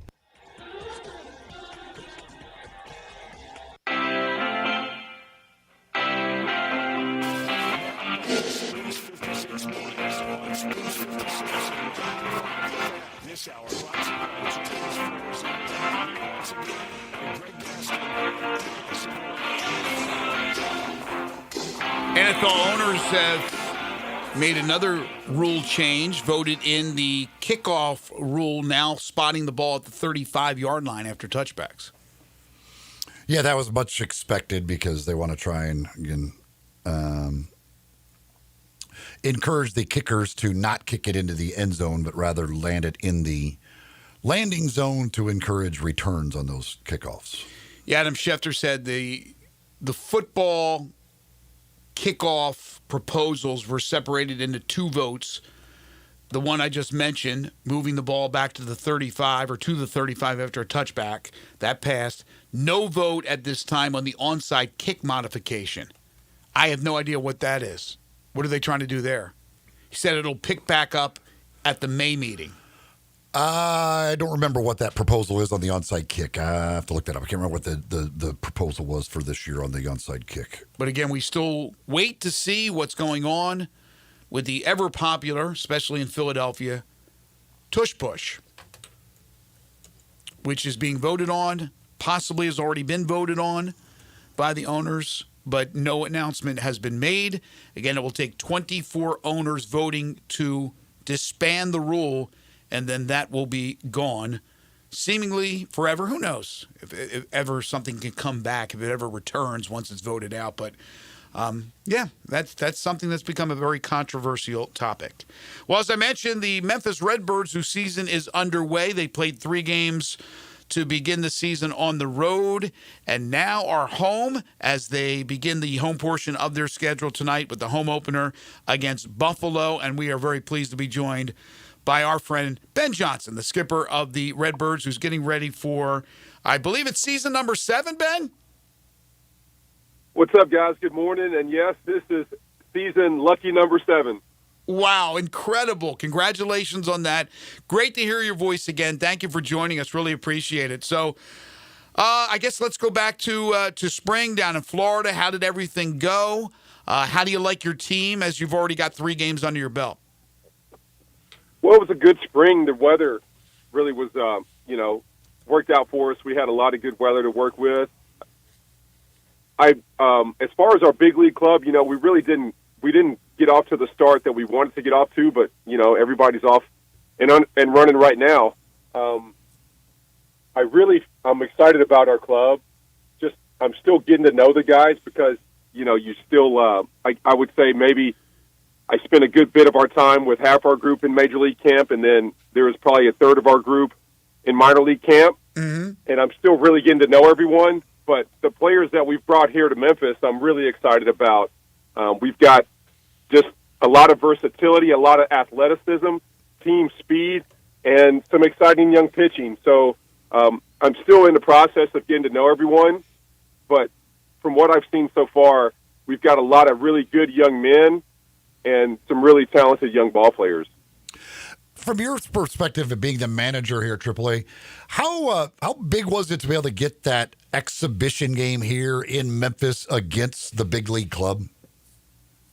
That's always fun because it kind of creates a buzz and brings a lot of people to the AutoZone Stadium downtown, and it's really fun for our young players or our players in Memphis because they've got something to prove and they wanted to go out and beat our big league club. So it's really great. It gets the fans involved.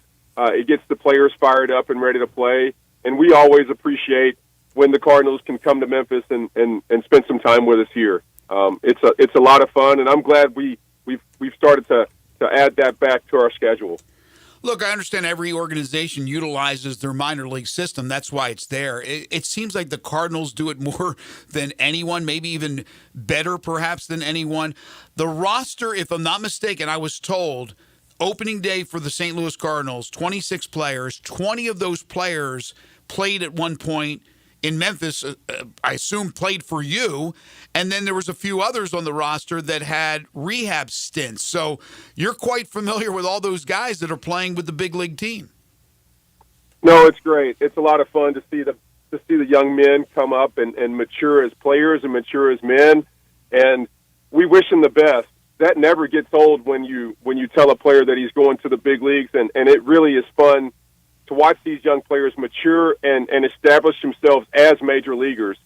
To see that process and to somewhat know what the major leaguers of the future have gone through and what these young men are trying to achieve here in Memphis, to kind of have an understanding of what the process looks like. And we're still teaching that to the players that we have today, the same developmental tools that we taught the players that are in the big league. So it's fun.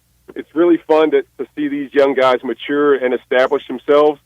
And, man, I'm just so proud of them. It never gets old. It really doesn't. Yeah, as you said, you have had the pleasure of telling a lot of players you just got the call up to the show.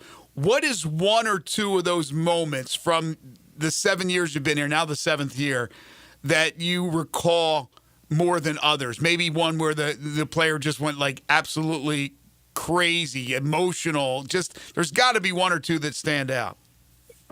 Oh, well, no question about it. Irving Lopez stands out. And the reason he does is because he was just a young player who I want to say maybe played 10, 11 years in our minor league system and just did everything right day in, day out, was short on tools.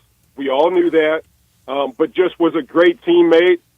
He made the players around him better, and he contributed just to winning. He was easily a coach's favorite, but never had the tools to be a major league player day in, day out. When I got the opportunity to tell him that he was going to the big leagues, I want to say half our clubhouse got emotional. And even myself, he and I cried together. I mean, it was just, thinking about it right now, I'm kind of getting emotional. But, those moments for those guys really mean a lot. And it's like a dream come true for them. So it's not just for them, it's for their family. It's for everyone that they kind of, they run with in their community and in their circle. So those moments, that moment with Irving Lopez, I want to say it was maybe 2 or 3 years ago, really stands out to one of my most favorite of all time. I would imagine for you to see a guy like Luke Baker get that chance to go up to the big club to start the year this year, a guy who's been down here and you've spent a lot of time with, all those, especially those types that have been around for a while, to get that opportunity. Just it's got to be rewarding because you've helped a big part in their development. 100%, and it's rewarding because Lucan's such a great guy. Like, you build relationships with him, and he's a really good person. He's a good teammate. And we've really worked hard together. We've put some blood and sweat and tears onto the field together. So for him to get this opportunity, I want to see him do well. You know, I don't want to see him come back to Memphis. I want our relationship to be a long distance one, you know, from here on out. Yeah, that is the interesting part. Like, he's a great guy. I just don't ever want to. I don't want to see him anymore. Yeah, beat it. Get out of here, man. Good riddance. Yeah. Ben Johnson is joining us, the skipper of the Memphis Redbirds. They begin the home portion of their schedule tonight against Buffalo. Year number 7 for Ben, the Germantown high school product. Local done good, as they say. Ben, this is a little bit of a strange deal. So I was out there for the exhibition game against the Cardinals, and there's Mo, and this is it for Mo. It's a lame duck year, and they're going to make that transition, that subtle transition to the new general manager running the show for the Cardinals and kind of the whole organization. What is that like? Well, it's I guess it's going to take some getting used to for everyone. And me personally, I've known Mo for over 20 years. He was the pro scouting director that signed me when I was with the Cardinals, when I signed out of high school in '99. So I've had a relationship with Mo for a long time. And it was a little strange in camp this year because we share a locker together, we share a locker room together, and just knowing that this was going to be probably the last year that we share a locker room together in spring training, he was much more open. He told a lot more stories this spring than he usually would. So it's kind of been different but good. We're going to miss Mo.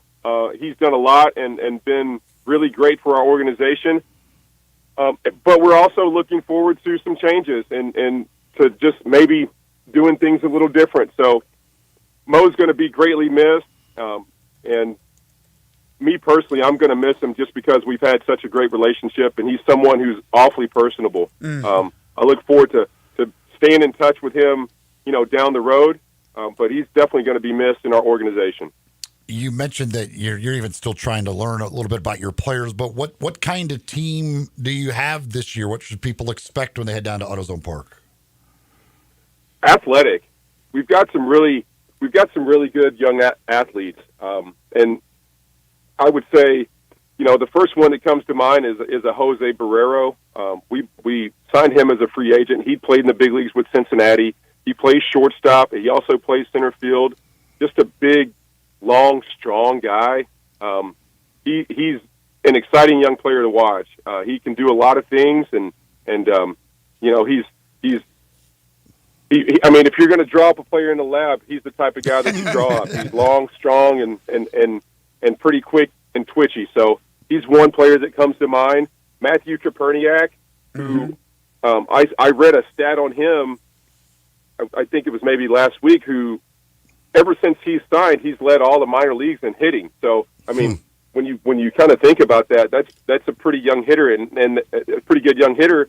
And that's what he does. He just goes out and he puts together quality at bats day in, day out. So in my mind, he's a professional hitter who's going to be helping our big league club here soon. Thomas Sajasi is another young right-handed bat who can play up the middle. He's kind of a throwback in a sense. He doesn't wear batting gloves. He's always got dirt on his uniform. There's no flash to his play, but man, he just really gets it done. He's a fun player to watch. He plays really hard. Quinn Matthews, minor league pitcher of the year last year, according to Baseball America, and definitely according to us. So, really looking forward to having him be a number 2 in our rotation. Michael McGreevy is going to anchor the rotation, and I see him, getting a lot of starts for St. Louis, most likely in the second half. So we've got a lot of really good young players that excite me, and I'm looking forward to coaching them. I feel they'll be pretty entertaining to watch as well. Did you work out at the ballpark yesterday? We did not. We got in pretty late from Louisville, so just kind of gave the boys a day off, and I needed to do some things to kind of get settled myself around the house. Okay, because I was going to ask about. I know they've done some work on the stadium. I know there's a lot to be done, and that's a whole other story for another time. But I was over there for that exhibition game. Obviously, you guys were there, so you saw the scoreboard looked really good. The jumbotron looked good, and the fact that there's no soccer this year, you're not sharing the grounds, so it'll be pretty consistent. It looked pretty good to me as far as the stadium is concerned. How'd you feel on the night of the exhibition? I felt great about it. Really, really did. And the field condition was immaculate. It was as good as any we played on in a long time. The best it's been in Memphis in some time, but I feel that playing surface was as good as any in all of baseball, major leagues and minor leagues. So I'm really thankful. Yeah, I'm really thankful to Tyler Mepelnick. He's in charge of our grounds crew. He did an amazing job. As far as we saw a few signs going up amongst the concourse. It looks like everything's complete there, but the scoreboard, man, what a treat, right? It's big league in every way. So I try not to get caught up in it and just stare at it the whole game, but it's some pretty cool stuff going on. You know what I mean? There's a lot of fun facts. The boys are playing trivia games, so. It's a nice piece and a nice part of the entertainment. Are you guys putting in your orders for the torpedo bats yet? Holy cow! Right? I mean, that's all over the news, man. It was news to me. It was news to me, and it's the first that I've seen of it. And I would surely love to get my hands on one, just to kind of to get the gist of it. But what a not surprised coming from the Yankees, but it could be a tool that changes the game. Yes. Definitely if it's a mechanical advantage, right? Well, I don't know. I doubt you were using a torpedo bat at this time, but we did get a text from somebody that says, I pitched at Collierville when Ben was at Germantown. He hit a ball that still hasn't landed. I would appreciate an apology from him. Hey, no apologies here, man. None. Hey, get it out of the middle of the plate. And he did it without a torpedo bat. Yeah. Ellie De La Cruz for the Reds last night. He used the torpedo bat for the first. I guess the Reds picked him up. He picks up the bat. First time he uses that bat, he hits 2 400-foot home runs. Something's up with that. Something is up with that. You need to look into it, Ben. Get those torpedo bats for your boys, and I think we're going to see a lot more home runs than normal. That's the way it's been going right now. I wouldn't be surprised if we had them. In all honesty, I wouldn't be surprised if we had them on a truck on their way to St. Louis right now. If we don't already have them there. Absolutely, I think all the teams are going to try it. No question. Hey Ben, you guys obviously have had the robot umpire in AAA, but they used it in spring training. What was the reaction from the major league players that you got to the whole robot umpire stuff? Not a lot of reaction, and I'll tell you why. Is because we were so young at the major league level. A lot of the players had already had it in Memphis, so it wasn't anything that they weren't used to and weren't comfortable with. I think the team that goes about building a strategy around how they manage their challenges, that can definitely be advantageous to a ball club. I'm curious to see how we're going to manage that at the major league level. I'm sure there's going to be analytics and a lot of smart people coming together to build that strategy. But I definitely feel that there's a way to gain an advantage when done right. But our young players were used to it, and they, it wasn't really anything that they were unfamiliar with. Well, it all gets underway tonight as far as the home portion of the Redbirds schedule. Get on out there and watch some good baseball as the Redbirds will take on Buffalo. He is the Redbirds manager for year number 7. He's Ben Johnson. I love the stability. I love that we get to talk to a local every year with Ben Johnson. But one day, hopefully this guy gets his chance to manage in the big leagues. He's put in his work. Ben, thank you so much. Really appreciate it. Have a great season. I'm sure we'll talk to you during the season again. And thanks for your time. Hey, thank you guys. Love you guys. And I appreciate the time. Talk to you soon. Thank you, Ben. Bye-bye. Folks, moving can be stressful, but when you get the professionals from Black Tie Moving on your side, well, it makes it a lot easier on you. It takes a lot of that stress and worry out of the moving process.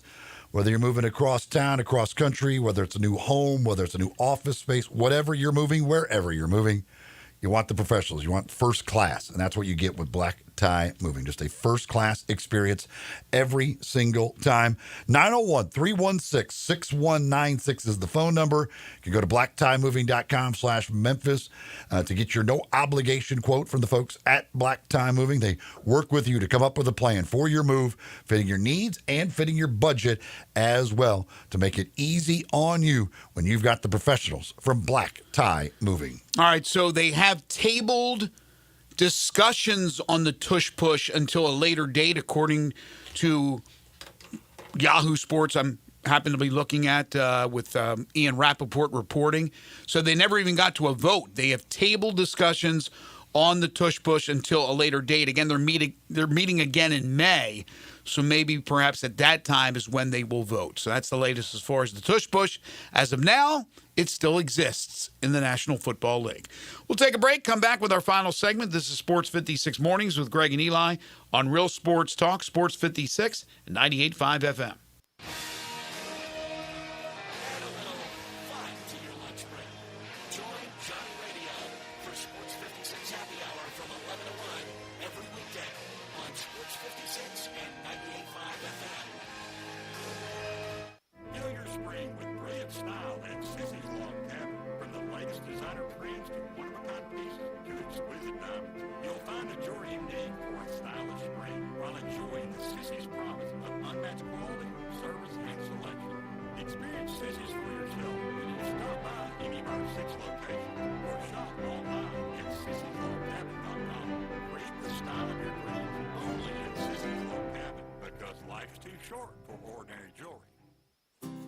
Is your wife asking you to stop eating junk food? We have it covered at Humminger's. It's quick, it's healthy, and most important, it tastes amazing. Many choices from salmon salad to rainbow trout and grilled asparagus. Come visit us for lunch at Humminger's, 6300 Poplar Avenue.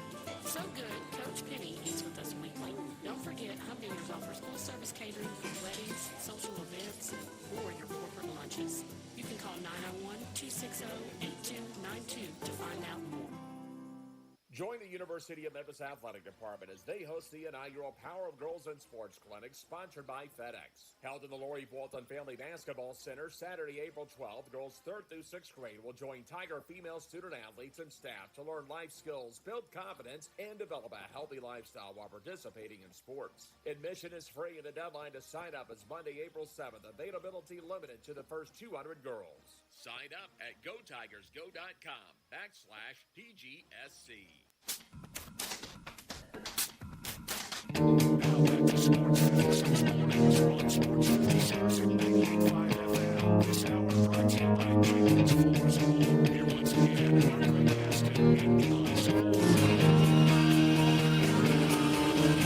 Welcome back, everyone. 9:48 the time. Final segment.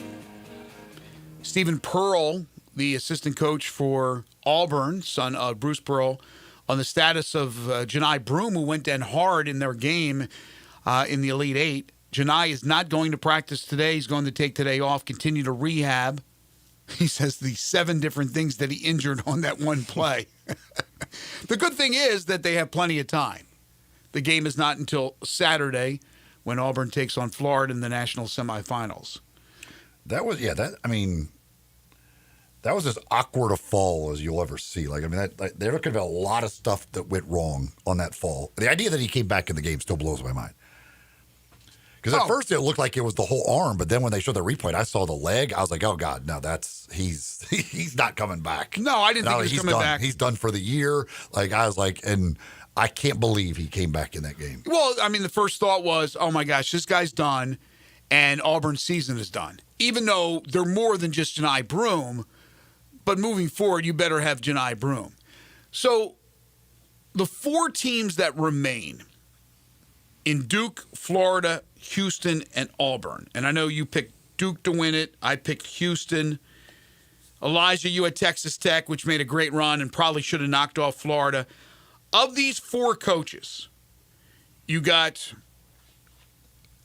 2 veterans, really 2 long veterans in the game, and 2 younger coaches in Shire, in Golden, and then you got the veterans in Kelvin Sampson and certainly Bruce Pearl. How would you rank them in the coach you want leading your team into this Final Four? Personally, I would go at the top. I would go Kelvin Sampson. I would go John Shire, Bruce Pearl, Todd Golden. So you go Shire before Pearl. Yes. How about you, Eli? I would. There's no doubt it's Kelvin Sampson one. You can't possibly. I don't think you could, with what he's done, the track record he has. I would say Sampson, Pearl, Shire, Golden. Yeah, I think that's what I would do as well. But Shire certainly has a chance to really make his mark. It's not easy to do what he's doing, to come in and be the guy that replaces the guy. But this is his first real major moment. When you can recruit Cooper Flagg, it makes it a lot easier. That's true. He's done a great job. He was a great recruiter when he was there under Coach K, and he's continued that. And guys like that certainly makes life a lot easier on you. But it's also finding the right chemistry, finding the right combinations, making sure that egos are parked outside the door. And I think he has done that. Golden, who came from San Francisco, correct? Mm-hmm. Had the issues early in the season that were dropped, right? Those things are gone. The legal problems, that everything's done. And they were still winning while that was happening. And they've been winning ever since. So he's done a real nice job, but still a coach that doesn't have that national significance yet and can really punch his ticket into that next level as far as being looked at as that type of coach.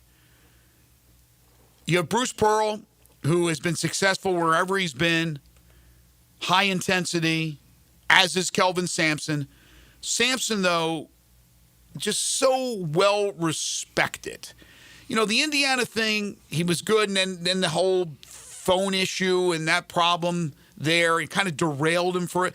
Then he comes to Houston, which has had the success in the past, but certainly not looked at as a top 10, top 20 program when he took over. He has now reshaped that program into a top 20 program. Yeah, they had the Phi Slamma Jamma and the success that they had with those players. But, what's his name? The great coach for all those years. Guy Lewis. But it went away for a while there. And now it has been back. The team he puts together, hard-nosed team. Think about the 2 coaches. Now, I don't know enough about Shire or Golden, to be honest with you, about hard-nosed, tough on the guys. But Pearl and Sampson are throwbacks to kind of the old days. And I think players, for the most part, want to be coached. And there are some that have a problem with it. They have a problem with authority.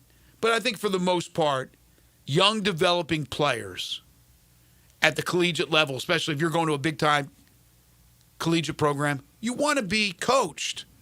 And if somebody gets in your face, somebody gets in your face. Now, you can't go all Bobby Knight on anyone, but certainly the tough coaches, the tough love, we see that all over. Izzo, Pitino, Calipari, Pearl, Sampson, Cronin. I mean, all these teams are in the NCAA tournament. Doesn't mean that you have to have that kind of style, but that style still exists out there. All number ones for the first time since 2008. Ironically, again, back in San Antonio. It's crazy. Can't wait. It's going to be really, really fun. In the meantime, you can get your basketball on tonight, Eli, outside of the NBA with a little Crown basketball. Yes, you can. Little Crown and Coke. You probably need to drink some Crown while watching it to enjoy it, if I had to guess. But yes, there is that basketball on, and maybe that CBI's on. Maybe I don't know. I don't know where the CBI currently stands in their tournament. Are they playing the CBI? Is the NIT over yet? Have they finished the NIT? Does anybody know? I mean, for a while, UAB was in Florida Atlantic were alive there, so I know UAB had to lose, right? If not, Lendeborg's pulled out before they played. I'm not following that stuff, so I have no idea. The NIT semifinals are tonight. There you go. Okay, so who's playing? North Texas against the UC Irvine and Loyola versus Chattanooga. Okay, so all right, UAB out of it. Lendeborg goes and hits the portal or /NBA. You have North Texas still alive from the American, and Tulane plays tonight their first game, maybe their only game, but their first game in the Crown in Las Vegas, which, again, the comment made by the one guy earlier in the show that I gave you, not a fan, but a guy who's in the sports gambling business, says this will be the first and only year that they will have the Crown. It will go down the crapper. He gave him an F grade so far. 1 day. 4 games into this thing. Pro Football Talk, our buddy Mike Florio and company, they are reporting that the Cowboys have offered Micah Parsons the largest non-quarterback deal in NFL history. Shouldn't take long for him to say yes. Sign me up. I would imagine that's going to happen here in the next hour or so. That's going to do it for us today. I want to thank Drew Hill from the Daily Memphian and Redbird skipper Ben Johnson for joining us on the program. Tomorrow, among our guests, Jerry Palm from CBS Sports, Parth Upadhyay, the latest on Memphis Tigers basketball recruiting with the portal. We talked about some of that earlier in the show. He'll have a lot more on that tomorrow. DeMichael Cole, who normally joins us on Wednesday, will join us on Thursday to talk Grizzlies. Waldo and Friends on Sports 56 is coming up next, so stay tuned for that. For Eli Savoy, for Elijah Seegers, I'm Greg Gaston. Have a great Tuesday, everybody.